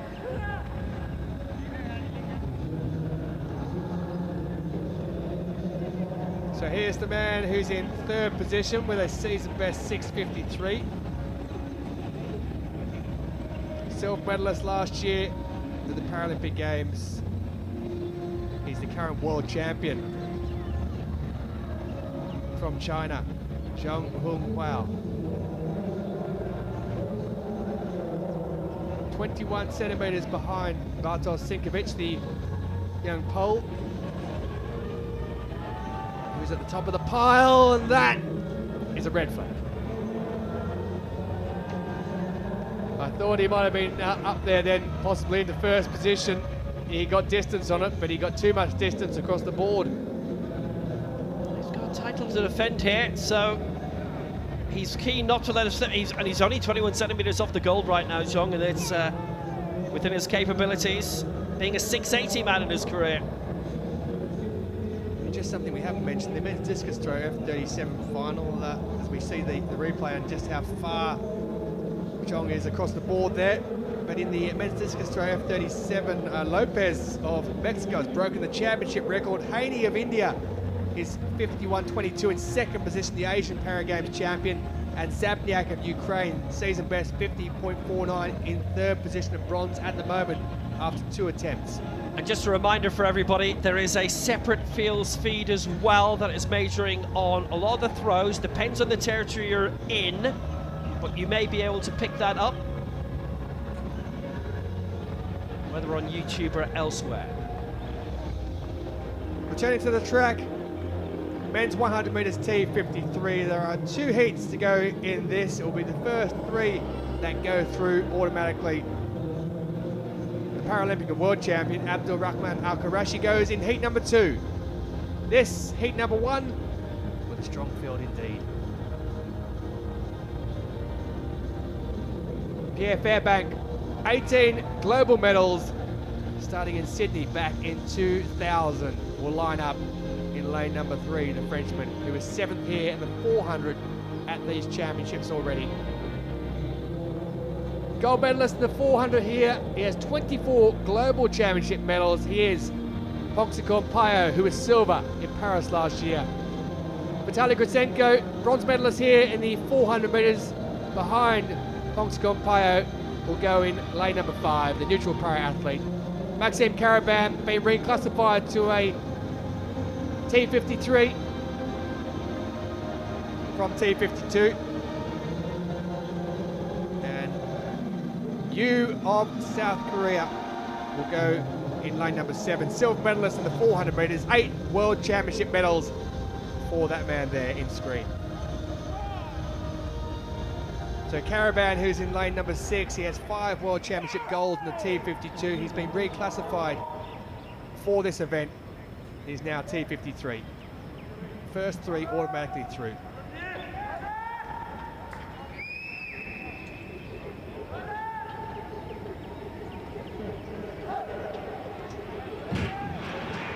Away they go. And on the far side there it is Fairbank, who got away very fast indeed, but Phongsakorn Phayot has now found that arm speed that he's so good with, and Phongsakorn Phayot flies out in front. It's Fairbank in second, and it is Gritsenko in third position. 14:56 is the time that's given for that. So Phongsakorn Phayot, as per normal, speeds up around that 50-metre mark halfway through and absolutely flew down the final half of that race. 14:55 the time for him. Pierre Fairbank, season best 15:13, and Gritsenko, who is a season best 15:36. They're the 3 definitive qualifiers that go through. Yu sits in the hot seat, 15:49 and 17:33 for Maxime Karaban in 5th place. So there's no doubting that once Phongsakorn Phayot gets those wheels rocketing around, he was never going to be headed. Season best for 2nd and 3rd, but there is in the red Phongsakorn Phayot. He wins out by 3 or 4 lengths from Fairbank, and Gritsenko holds off the challenge of Yu, coming across in 3rd in the middle of shot.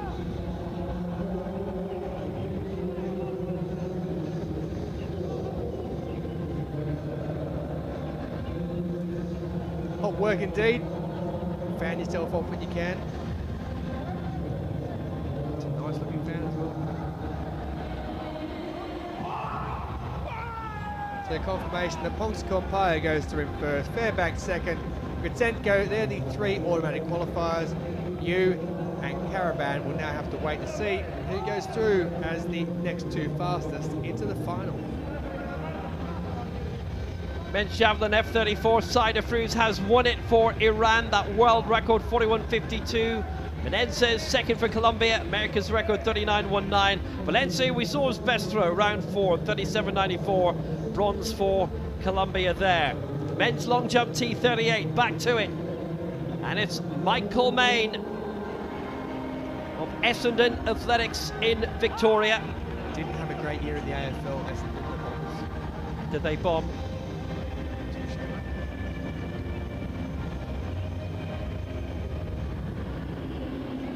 He's had a great competition, going past his lifetime best from the Australian Championships, going out to 6:33. Does he have something else big to bring out here? 6:15 was his lifetime best from earlier this year. It's been a spectacular championship debut, and it's felt like a real passing of the guard with some teams this year, and Australia certainly that.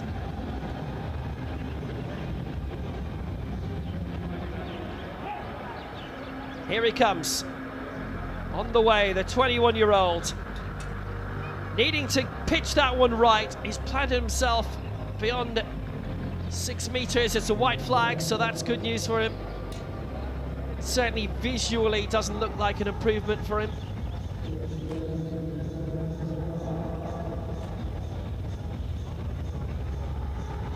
He finds himself right now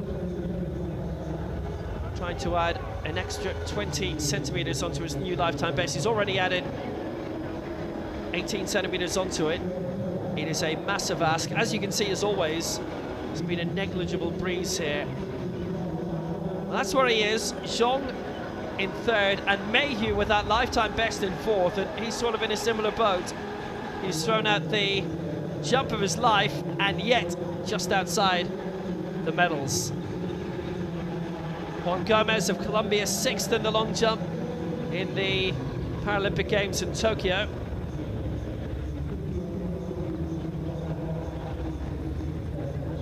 But here he is in a silver medal position with a 6:55. Needs an extra 20 to hit the front. He's doing brilliantly. And this very impressive young Colombian is pulling off the result of his life.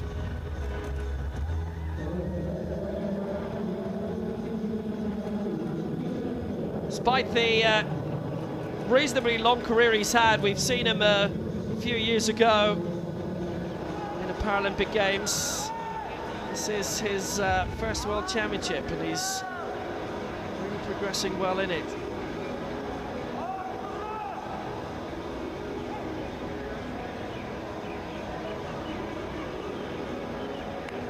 Second heat of the men's 100 meters T53. This is the second fastest category of wheelchair races. And going in this,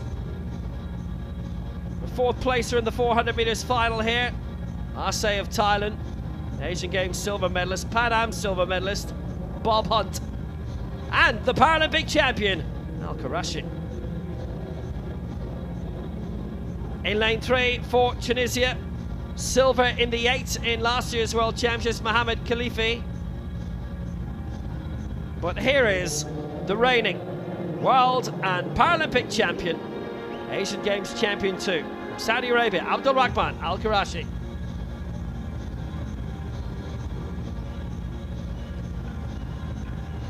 In 5 for the United States, Pan Am silver in the 1 and bronze in the 400 meters in Santiago 2 years ago for Bob Hunt. 8th in the 400 meters here, first World Championship, Lyon 2013. Asian Games silver in lane 6 for Thailand. Masabre Arsai, he was 4th in the 400 meters here. The former European Para Youth Games champion. He still is. That was only last year for 17-year-old Jonas Balbart. And in lane 8 for Mongolia, twice 7th in the 100 meters final, Enkmanlai Purevtsog. Balbart, we were telling you, that Ultraman challenge he was in as a 12-year-old. 10k swim, 420k cycle, 84k run. He's past his 18th birthday as well, the lad from Bruges. Top 3 and the next 2 to go through. Khalifi Al-Karashi, Hunt Arsai, Balbart and Purevtsog.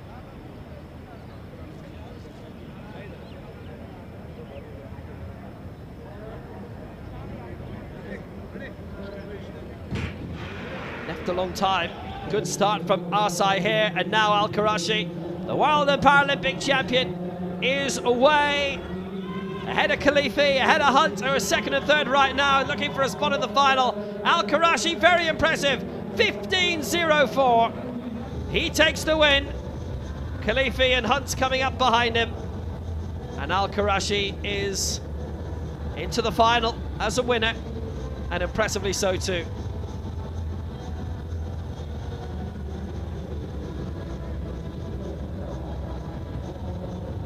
Very, very solid by him. Yu and Karaban are waiting to see if they can make it as well.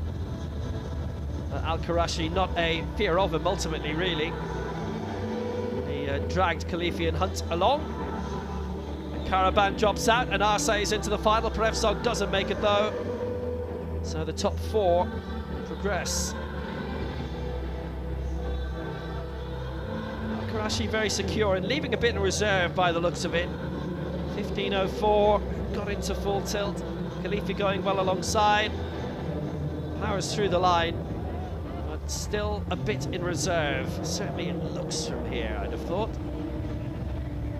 He's on the way.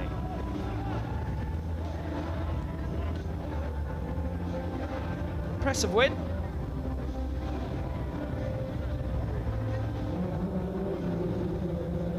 So Al-Karashi qualifies 15.04. Khalifi in 2nd, Bob Hunt 3rd, and Arsai in 4th.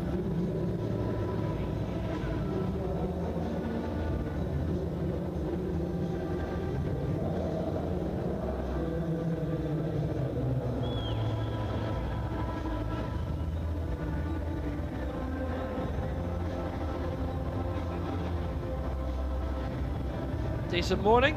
Yeah, I do feel like that myself some mornings, I'll tell you.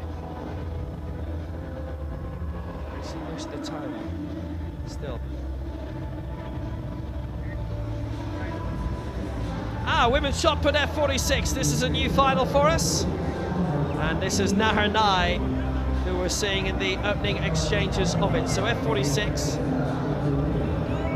arm amputee category. We're into round 3. So Holly Robinson, great javelin champion. She's retired from that. She's in the shot now, and she's in 2nd place. 12.71 and leading the way, Karamat Omanova of Uzbekistan. It's them again, 12.88.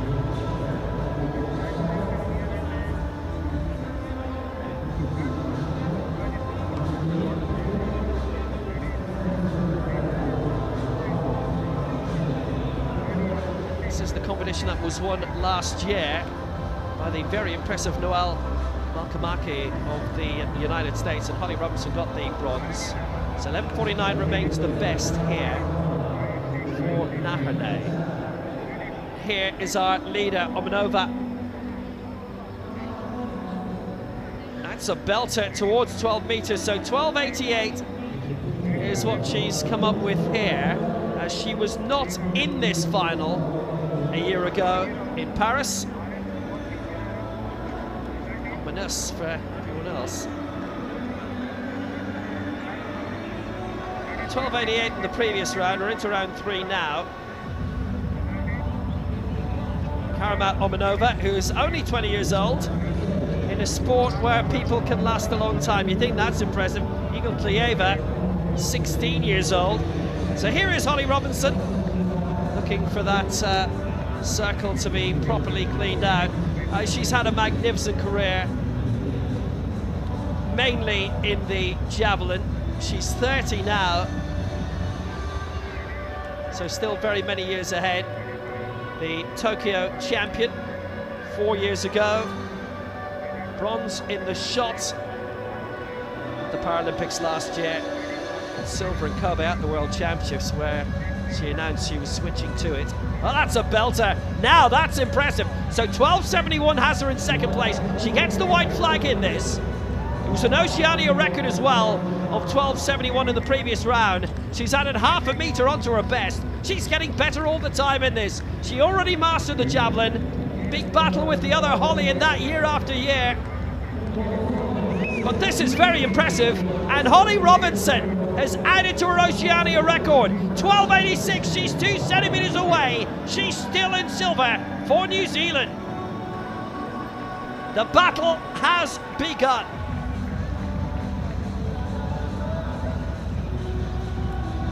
Absolutely brilliant athlete, and that you can switch and go elsewhere and be good at it, learn a new craft, learn a new art. Obviously, unlike some sports, there's a lot in common between the javelin and the shot.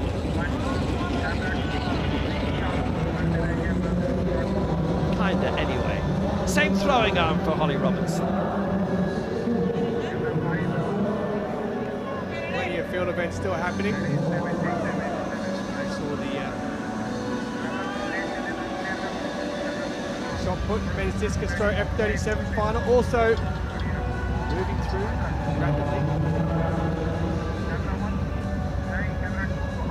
Paralympic champion Yudashev, who's up now.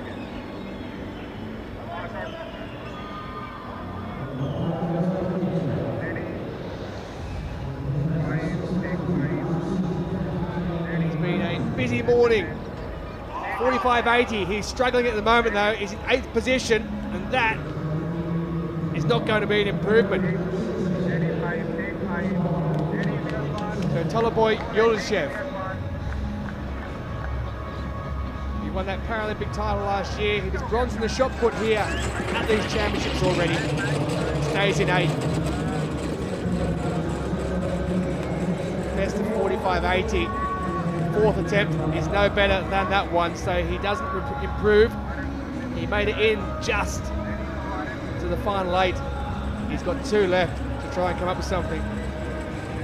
The leader at the moment, Luis Carlos Lopez, 56.59, a championship record that he set with his 2nd attempt, usurping the mark by Japniak set in Leon back in 2013. So an 11-year-old record has been smashed by the man from Mexico, Luis Lopez.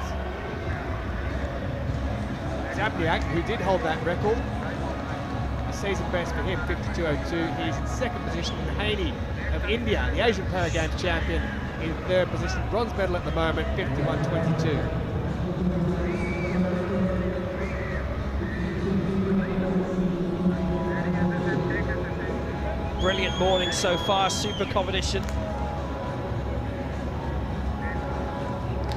So Afrouz winning the men's javelin again for Iran, seeing off Menendez and Valencia in the order for Colombia 2nd and 3rd.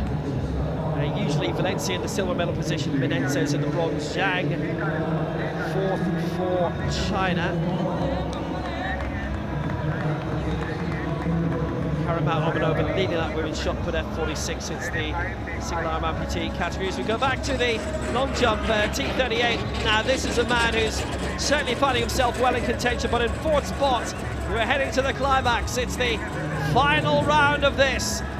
It's Nick Mayhew looking for the result of his life. He's already got a lifetime best of 6:41 and needs to add 13 centimetres on it to get the bronze and can back ahead of Zhong. And Zhong, the reigning world champion, is currently in 3rd, has one attempt to go. So Mayhew looking for the leap of his life again. Gold in the 1 and the 2 in the universal relay at the Tokyo Paralympics. Looking to add a bit onto it. I don't think he's got there. He's got the white flag. That's half the battle. But I'm not sure really if that's going to be long enough in order for him to leap further up.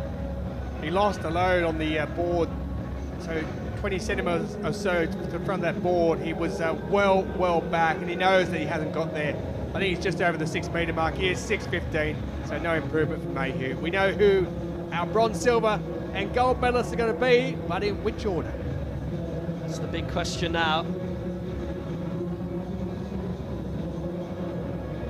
So Sienkiewicz of Poland on his championship debut, he leads. Juan Gomez of Colombia, there is a little bit of a curiosity about him. He's been out for a few years. It is his first World Championships, and the last Global Champs we saw him in was 4 years ago at the Paralympic Games.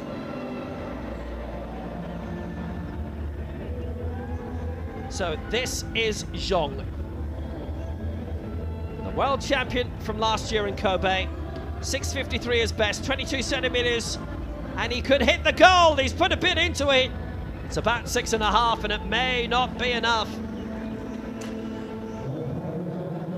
He's given this a really, really strong tilt, but no joy.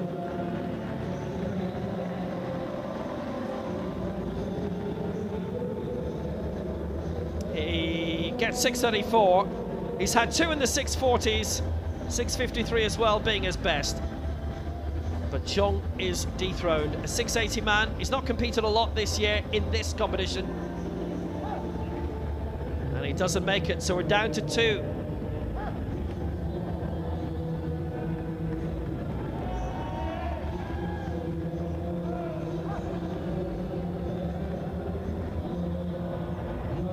It is still bronze for him.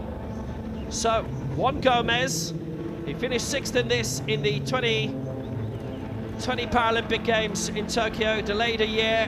That is only international competition. Can he go further for the gold? 6.55, he's a 6.63 man this year.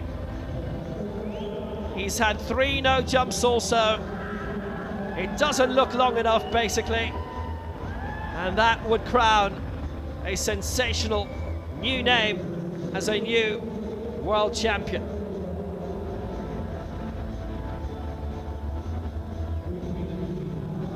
He's had some real solid jumping in this competition. 6.48, but he picks up his first major championship medal. Juan Gomez claims the silver for Colombia.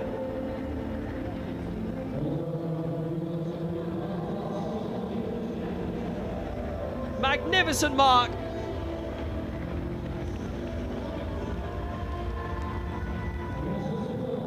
The silver goes to Colombia and Juan Gomez. Zhong the bronze, Mayhew edged out by 12 centimeters. And what that means is that on his championship debut, Bartosz Sienkiewicz is the world champion for Poland. That wasn't the most perfect jump, but he will celebrate. He could do a knee slide in it. Sienkiewicz gets the victory. He gets the white flag, but his first attempt of 6.74 good enough. And having finished 6th in the 100 meters final, Bartosz Sienkiewicz takes the world crown in this T38. A new name, and he is top of the podium.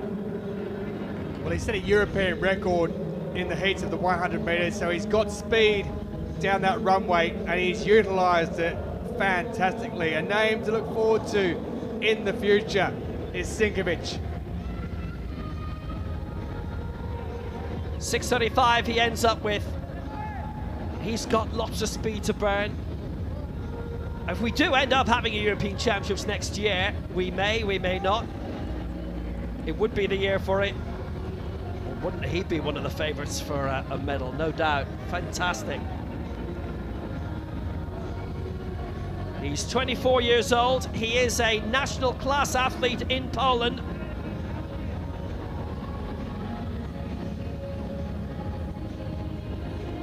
And obviously somewhere along the line, or he may have mentioned that there's a bit of coordination impairment there. And a lot of the time, that's how it happens. Somebody mentions it accidentally to the right person, and then they say, well, you're a para-athlete then, why aren't you competing? He is! and he is the world champion.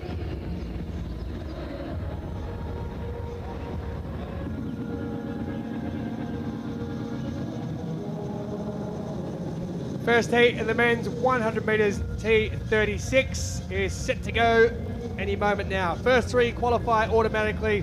Next two fastest through. The Paralympic champion James Turner and the world champion Deng Pai Cheng both go in heat number 2. Alexis Chavez of Argentina, who was a silver medalist in Paris last year in this event, will go in lane number 3. 7th here in the 400 at these games already.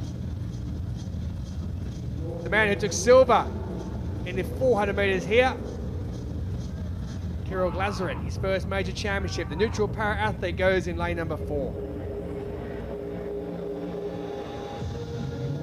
And Thaka Talagia of Algeria, 8th in the World Championships last year, making the final in Kobe, goes in lane number 5.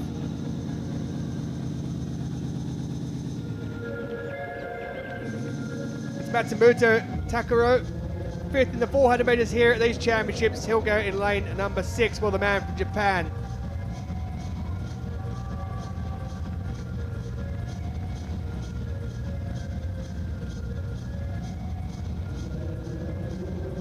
Yang Yifei, bronze medalist in Paris at the Paralympics last year, silver medalist in Kobe at the Worlds, goes in lane number 7. And major championship debut for Alexander McKillop of Australia, 23 years of age, turns 24 10 days before Christmas, coached by Rosemary Coleman, goes in lane number 8. The Japanese flag's out for Matsumoto.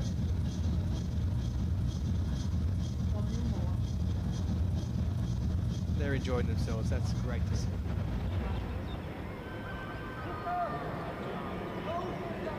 So just reiterating the first 3 out of the 6 here automatically qualify through to the final, and then across the 2 heats we'll get the next 2 fastest qualifiers. First heat, men's 100 metres T36, medium coordination impairment.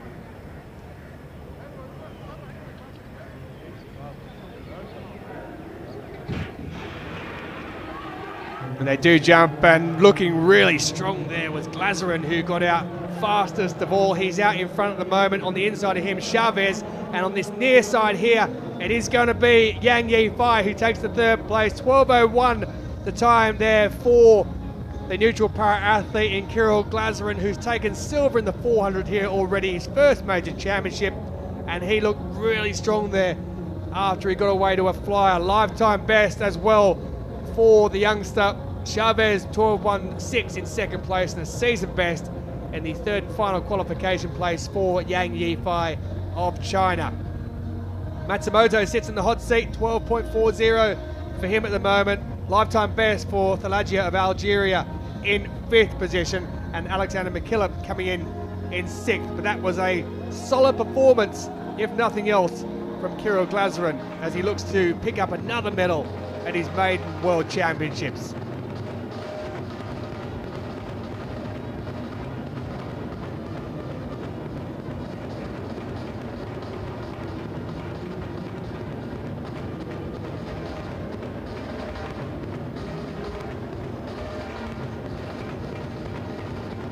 Use anything to cool down, turn anything into a fan, even your accreditation.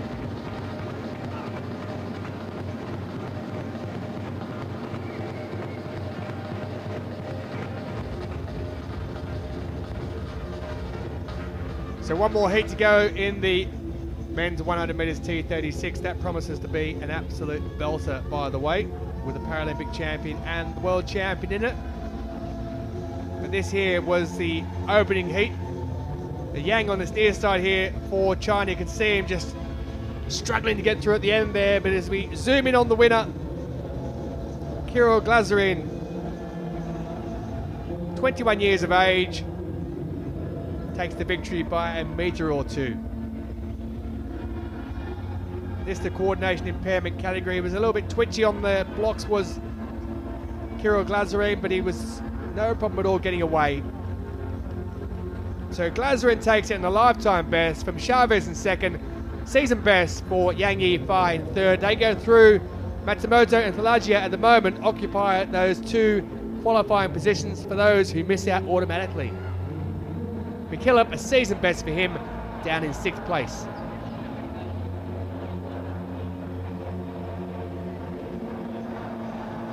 Funny how some names keep cropping up.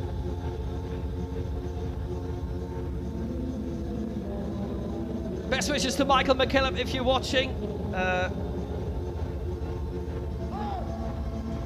little bit unwell lately. Brilliant champion for years and years. Was commentating alongside him for Irish television for RTE on the Paralympic Games when Steph was off working for the CBC and your man was doing the world feed as usual. So yep, all good, all good. He's ploughed through that drink, he has. It's a warm old morning again.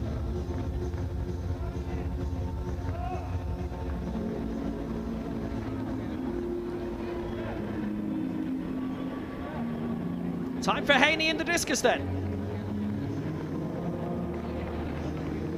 Yeah, the men's discus throw, F37, the Asian Para Games champion, is in third position at the moment, 51-22 with the opener, 2 fouls after that, 49-21. And then this is a white flag that's been given. India, 9 medals thus far, 4 gold, 4 silver, and 1 bronze medal. As you would expect, all of them bar one. Deepthi Javanji, I should say, in the 400 metres women's T20 picking up a silver, but the rest all coming in field events, specifically in javelin or high jump.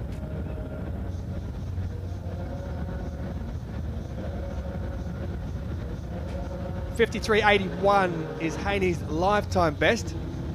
That was set this year as well, but at the moment he is in the medal positions.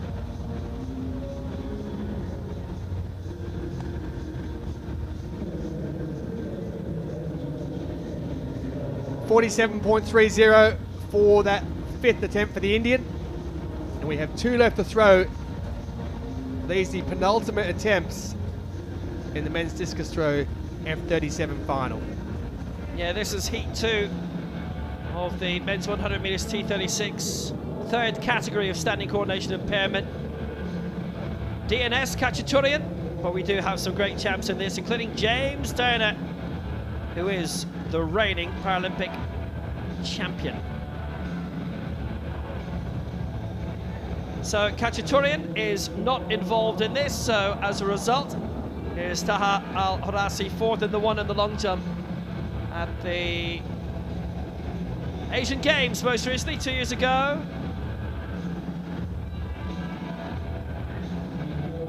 Bowed out in the heats of the Paralympic Games. 4th in the 400 was Isat Turganov.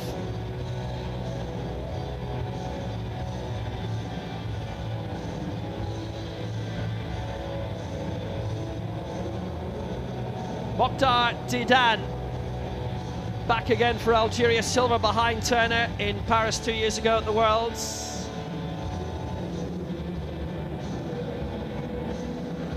In lane 6, the man who finished 5th in the Paralympic final last year, Deng Pai Cheng for China, 4th in the Paris World Champs the previous year, and 4th in the 100 metres final in Paris a year ago. Neutral athlete Evgeny Tursunov, but he's been European champion before.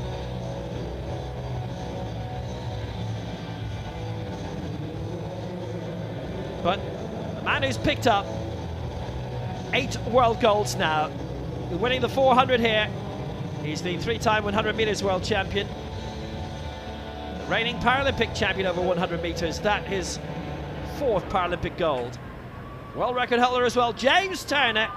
He's in lane 8, so 11.72 is lifetime best, his world record.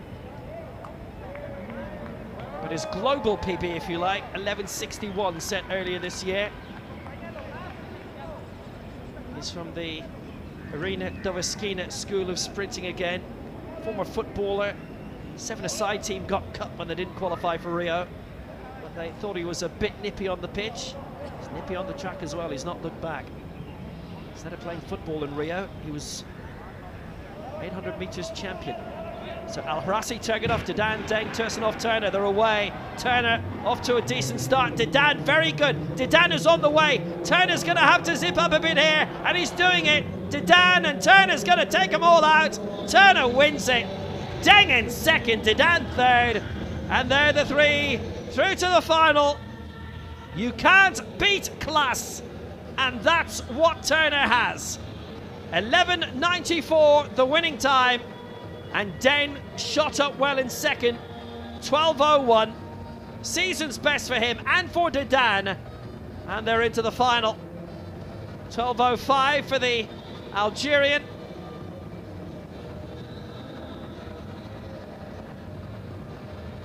Took a while for him to get going, and that'll happen in this. Australia having a very good year of success. Torsunov into the final, along with Matsumoto as the next fastest. He's back a bit there at that stage, Turner. And Turganov in a spot of bother too at that stage.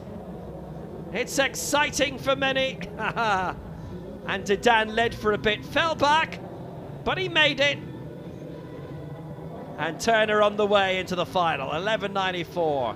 Put the foot down. And wins very well indeed. It took a bit of extra effort, but he made it. Reeled in Dedan. Still edged out Turganov. It's one of those awkward situations, and obviously you can see with Dedan the body's beginning to shut down a little bit. A lot of effort thrown in. A lot of excitement for those involved for Algeria. I know the red kit and the Hummel makes you think of Denmark, but Turner makes it, 11.94. Deng, Dedan, Tursunov all into the final. And Khachaturian on his championship debut was 6th in the 4. He doesn't make it.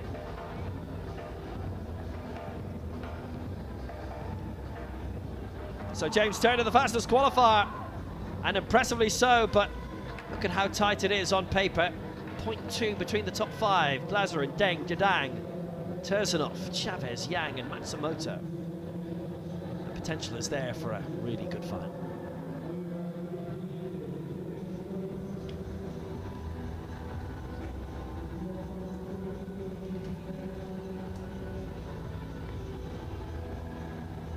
So the field events are continuing. We've got a couple we're just rounding off at the moment. Men's discus throw F37, women's shot put F46 as well, coming to the conclusion. Matsumoto of Japan going through from that 100 meters T36. He'll be through to the final as a fastest qualifier, having missed out on automatic qualification.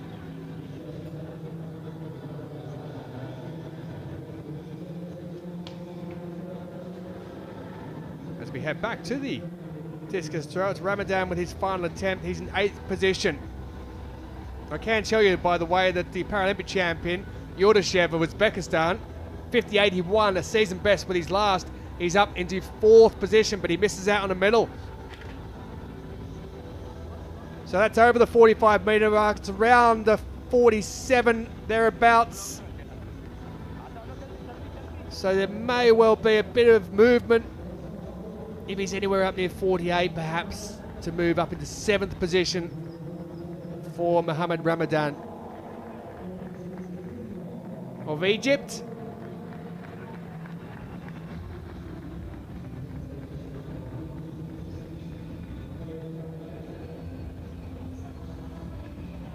.51.92 is a lifetime best, and he's going to fall short of that. The left armour just couldn't find the distance.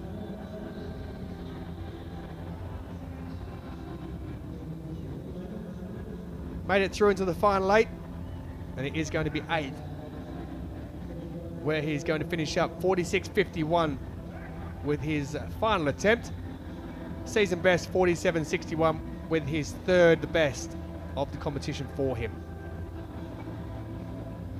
So the Japanese are waiting on to see Shimbo Yamato, who is up in a couple of throws' time. Janetsky has just gone there with his final attempt. It was 45.65, so he is in 7th position. And finishes there, 47.93, that lifetime best for him. Jesse Zhezu, well, he threw 48.91 for his opener. He fouled with his second and third, 46.97 with his fourth, and then his 5th attempt was a foul as well. Silver medalist in the Paralympic Games last year. Unless he comes up with something remarkable here, he's going to finish outside the medals. His lifetime best is 54.81.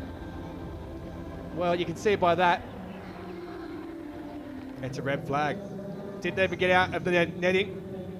So disappointment for Jesse Zhezu. 4 fouls across his 6 attempts, and he'll finish in 6th position.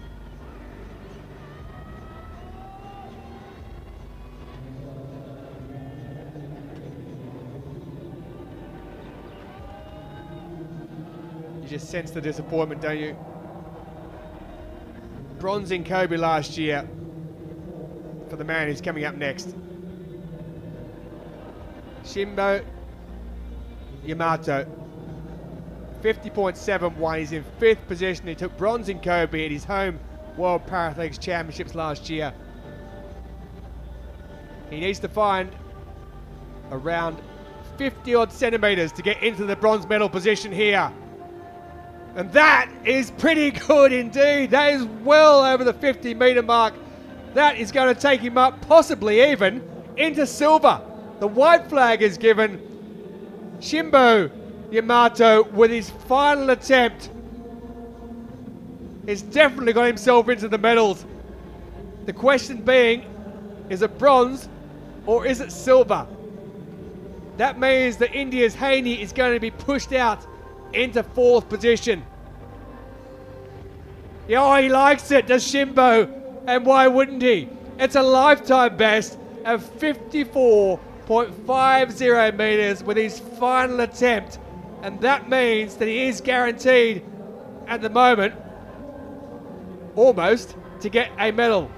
He's up into silver. There are 2 to go. Haney, Zemdiak, and then finally it'll be the man who took the championship record, Luis Lopez. If he stays in 1st position with that at the moment, he'll have a chance to progress and make it even further. But Yamato is absolutely thrilled with that, and why wouldn't you be? Lifetime best with his final attempt at the World Parathletics Championships, and he's just put himself up currently into silver. Well, the man who had silver, Mikola Zabniak, needs to find himself about 2 meters to go past that man Shimbo, and Haney even further, but he needs to find about 1.5 meters to get himself up into bronze. Can he do it? The answer is no. So India, who have been doing so well in the field events, it came down to the final few throws, and Haney's going to have to settle for 4th position. The Asian Para Games champion. He threw 51.22 with his opener, fouls, 2nd and 3rd, 49.21, 47.30 and 46.34 with that final attempt. So that means that we know who the medalists are. Mikhail Zabniak with his final attempt, currently in bronze with a season best 52.79.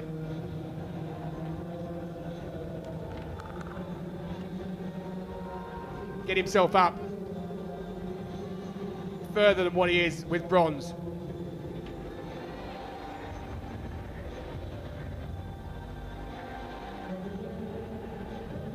Just over the 45-meter mark, so it won't be an improvement at all. He has taken the bronze medal though. So we do know who are silver and who are bronze. Shimbo Yamato has taken that silver medal, and last up it's going to be Luis Lopez with a championship record for him.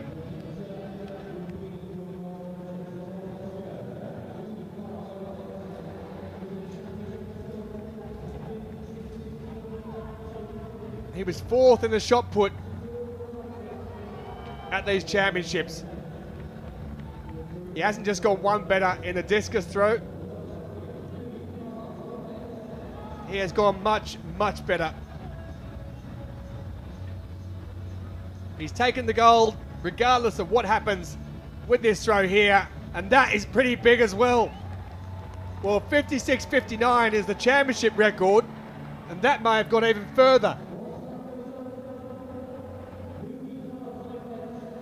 He had absolutely nothing to lose.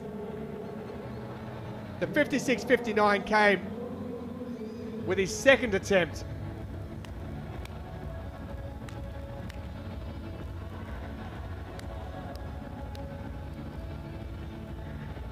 Fantastic. It's not further though, 54.82. It doesn't matter. He set a new championship record with his second attempt. He takes the gold medal for Mexico.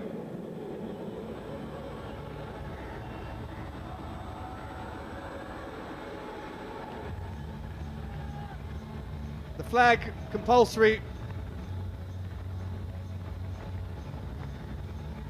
And that there is the 6th medal of these games for Mexico. Their 3rd gold to go with the women's shot put F54 from Gloria Zaza, and also the women's discus throw F44 from Osiris Mercado. 2 bronze and a silver for Mexico as well, but a 3rd gold for them here in the men's discus throw F37 final. Shinbo Yamata, the Japanese fans, very impressed with him. The flag's waving, but also for Mexico.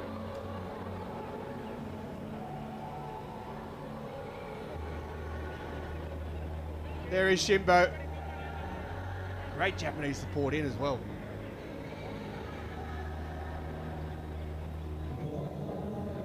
His 3rd major competition for Shinbo, after Kobe and the Asian Para Games back in 2022.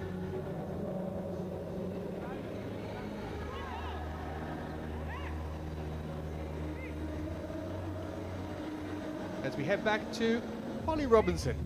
Yeah, brilliant athlete Robinson is, and she's having really good success these days in the shot after being a prime campaigner and regular medal winner in the javelin. So she's lying 6th here. We're right at the end of the competition.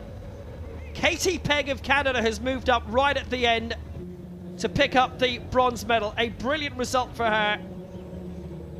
But Robinson, 2 centimeters off the gold. And this is the throw that decides it all. Omanova in her championship debut, she leads 12.88. Robinson is at 12.86. If she matches Omanova, then she gets the golden can back. Omanova's got 1 throw left. She's put a lot into it. It's beyond 12 meters. It might not be enough for Holly Robinson, though. Well, she has given the shot a tilt, but now concentrating on it 100%. From the Tyeri Athletics Club, lives in Dunedin. The former Paralympic javelin champion. It's 12.58, and Karamat Omanova, the 20-year-old championship debutant from Uzbekistan, is the world champion.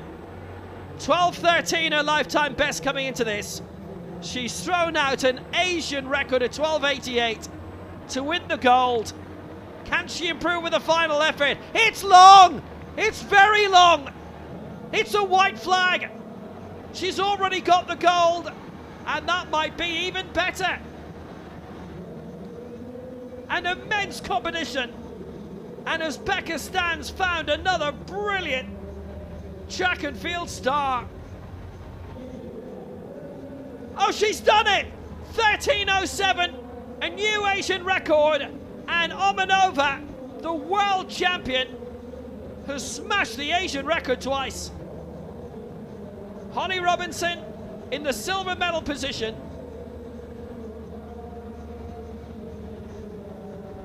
The top three have all hit, actually the top four have hit lifetime best today. Katie Pegg doing likewise with the bronze. Al Zayed's a new African record in fourth. But that absolutely blistering. A new Asian record for Karamat Omanova in her first major championship. Omanova takes the world title. Absolute pure joy.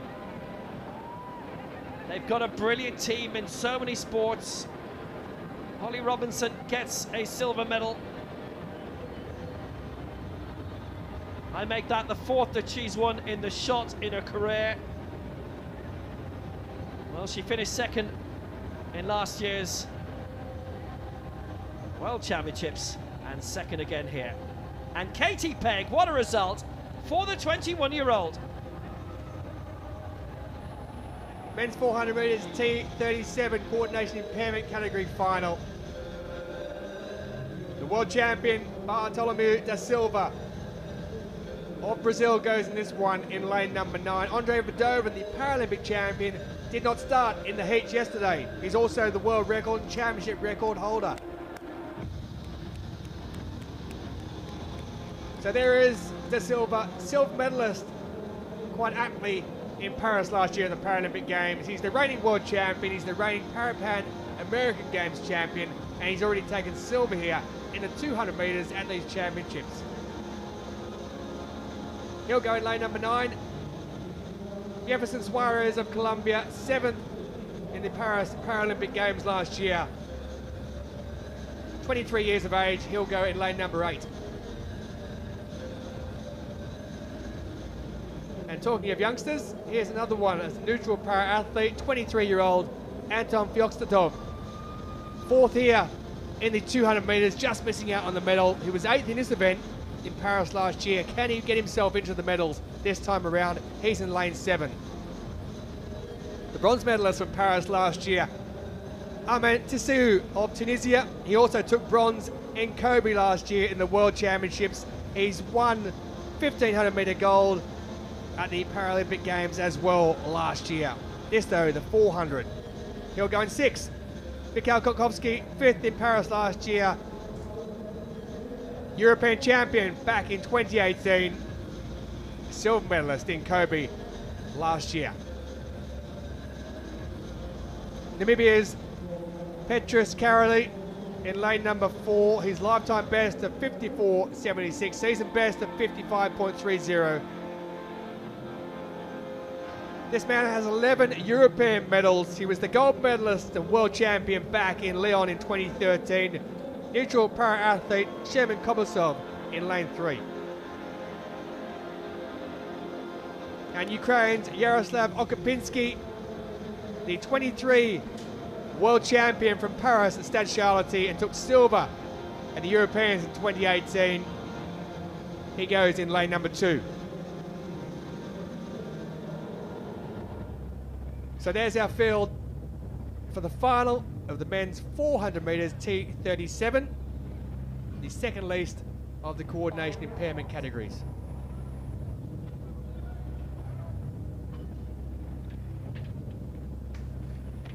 No Andre Verdovin, the Paralympic champion, a non-starter in his heat yesterday. He's also the world record holder from Tokyo in 21 and championship record in Dubai in 2019.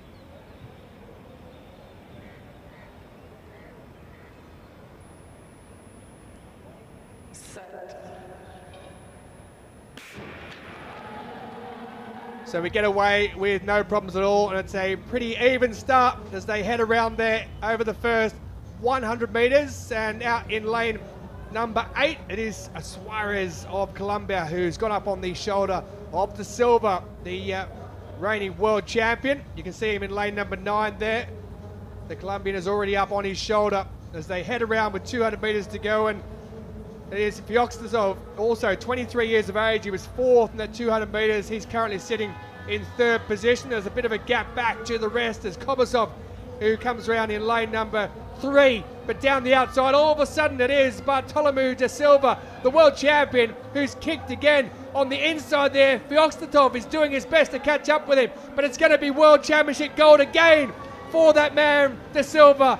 Feoktistov takes the silver medal, and it looks like Suarez of Colombia has picked up the bronze, but that man there, well, he looked like after 200 meters, he was struggling somewhat, but he kicked again with about 150 to go. Bartolomeu da Silva, gold medalist in Kobe last year, Pan American Games gold medalist in Chile in 2023.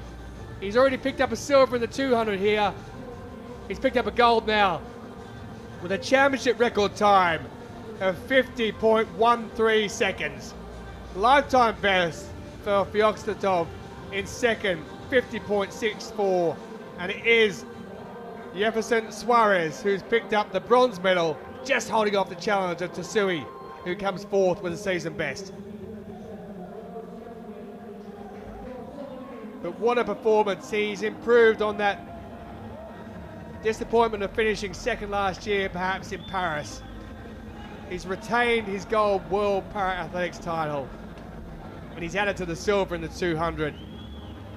Up on his shoulder, it was Jefferson Suarez of Colombia, who looked like he had his measure at that point. But no one told Bartolomeu that his race was run, and he went again. Just look at that last 100 meters. The challenge faltered of the Colombian Suarez.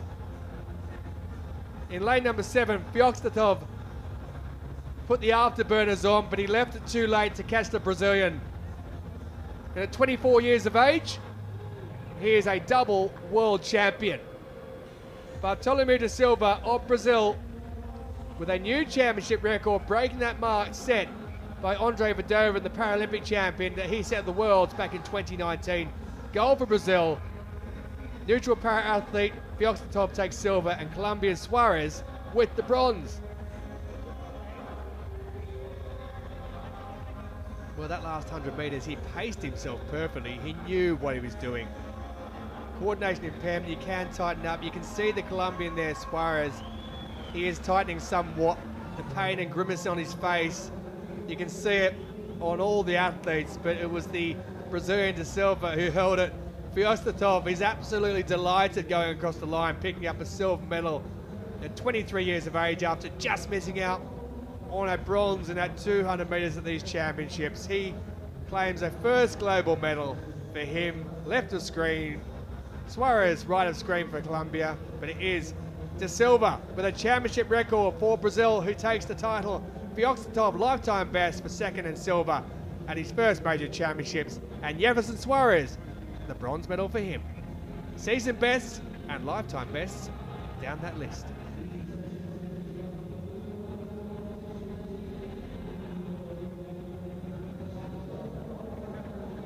Fabulous competition this is. We've still got one more final to come with the track.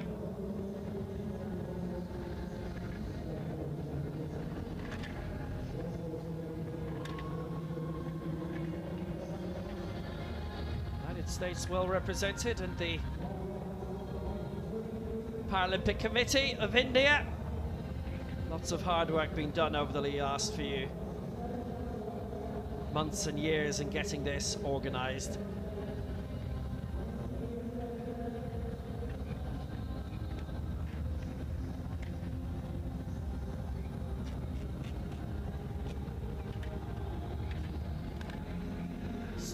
Something, the new names that we are seeing emerging.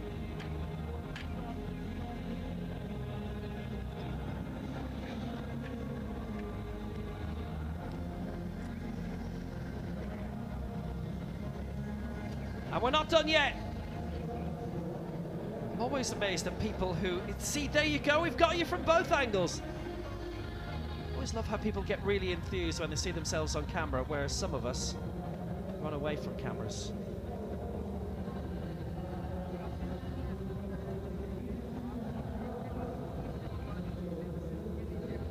You tend to do that if you work on TV, I'll tell you. There's Luca Eckler, great time with the long jump, couple of world records, brilliant champion.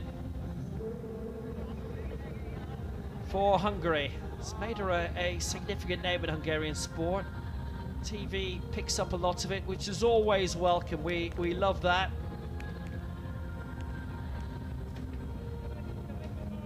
I mean, I can't tell you how much that means, because I mean, I'm from Ireland, live in Ireland. National TV and sports TV have showed the last 4 Paralympic Games there, and people watch, lots of people watch. Why wouldn't you? Last final of the morning, brilliant champions involved in this too. The women's 400 meters, T47. This is lower arm impairment category, and we've got some great champions in this too. Soloveyeva, European champion, Petra Lutheran, great in the long jump. And the woman who calls herself the one-armed wonder from Alberta. 4th in the 5,000 meters of the Paralympic Games, Amanda Rummery. 4th in the 4 at the World Championships in Paris 2 years back. So in lane 8 for Brazil, silver in the 1 at these World Championships, bronze in the 4 in the Paralympics last year, and Paris in the Worlds before that, Maria Augusto. In lane 7 for Germany, 4th in the 4 in last year's Worlds. In Kobe, Eula Ross of Bayer Leverkusen.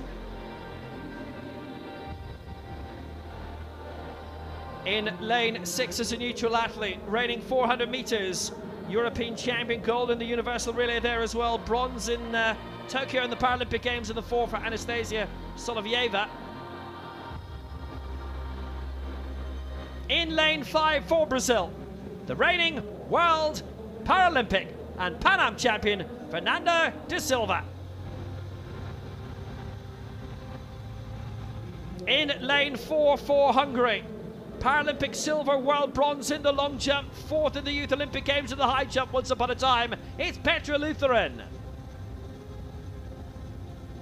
In lane 3 for Chile, silver and bronze in the 4 in the last 2 Pan Ams, it's Amanda Serna. And a big championship debut at the age of 17 from Martin High School, Arlington, Texas. Silver in the 4, bronze in the 2 in the US champs. That was a surprise. She's here now, Kerrigan Johnson. Greetings to you all in Texas if you stayed up for this. Her school coach, Dawn Shea Evans. She's looking to work as a pediatric occupational therapist. So Serna, the Pan Am silver medalist. Da Silva, the one they all have to beat, the Pan Am world and Paralympic champion. Lutheran looking for her first medal on the track. Ross 4th in the Worlds last year.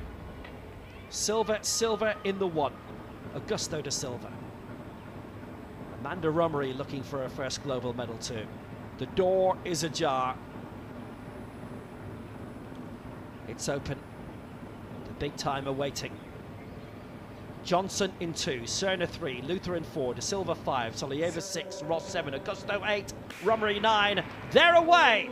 Women's 400 meters T47 final. Da Silva off to a good start. Rummery, the Canadian, off to a brilliant start in lane 9 from Alberta. And she's going great right now in 9, Rummery. Da Silva catching up with Soloveyeva, the European champion, on her outside. But in 9, Rummery has started fantastically. And Lutheran trying to fight back in 4, but this is where Da Silva's class begins to show. She's in 5, and also Johnson for the United States in 2 has moved up well. They'll straighten up in a few moments. Rummery has started well, beginning to tie up. Augusto has caught up, the 100 meters silver medalist in 8. She's beginning to emerge for Brazil, and also Da Silva, but this is brilliant by Augusto. And Augusto well ahead, bronze in the 4. 2 years ago, bronze in the 4 in the Paralympics last year. It's Maria Augusto for Brazil who's going to take it. Soloveyeva up in 2nd spot, and Ross in 3rd gets the bronze. A new day has dawned and a new champion is crowned. Maria Augusto da Silva of Brazil, 56.17. She is the world champion. Her time has come.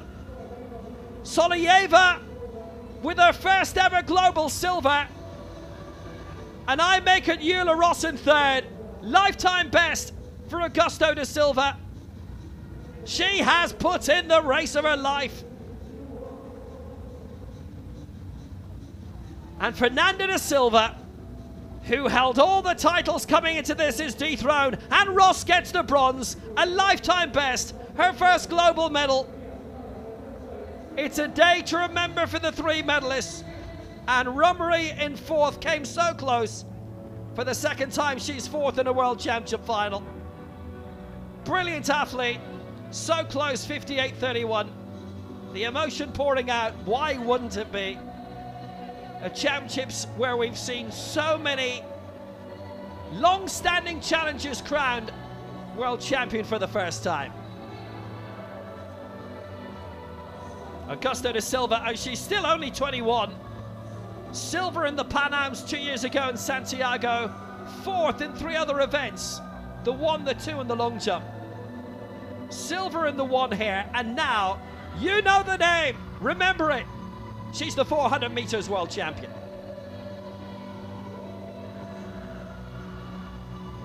What a display.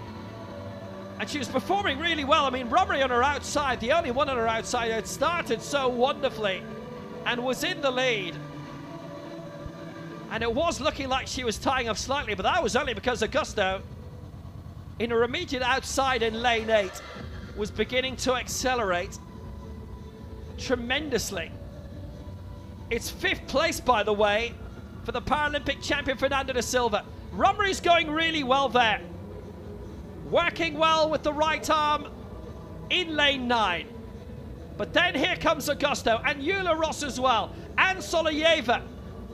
At this stage, you'd have expected Fernanda da Silva in lane 5 to move up, but it hadn't happened. And Augusto da Silva takes over.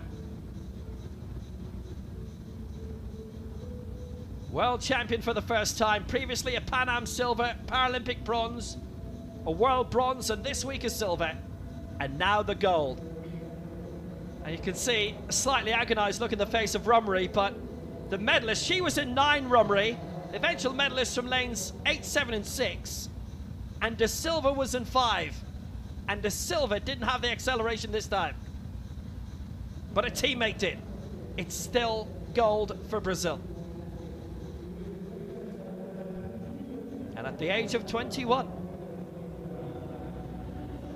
Maria Augusto takes the gold. Remember the name. Time to wake up the family back home if they're not watching. Why wouldn't they be? Time to get the face call up. Did you see that?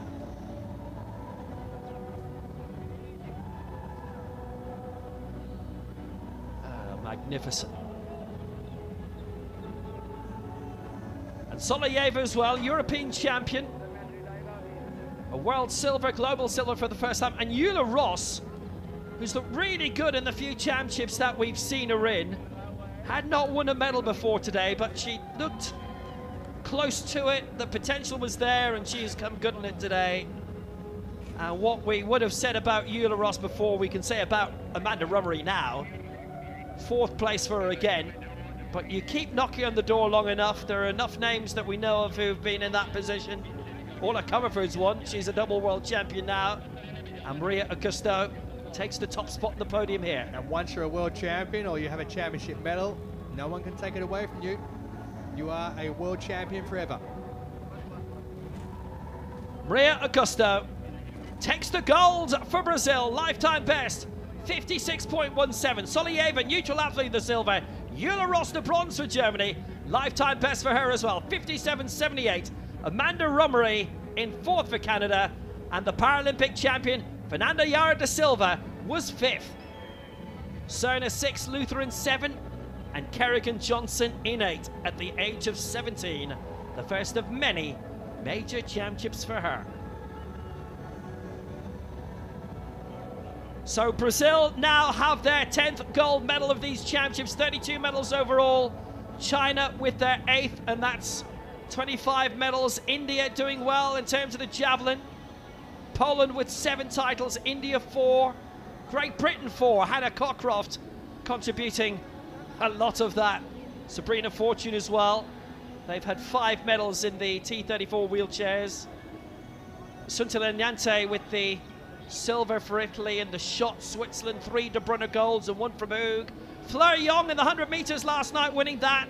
And the silver to Marlene Ganser-Winkel. And Colombia in the field today in the discus with silver and bronze. What a morning! Big evening coming up. We'll all be back later. From Will Downing and Tulson Tollett. Bye. Bye-bye.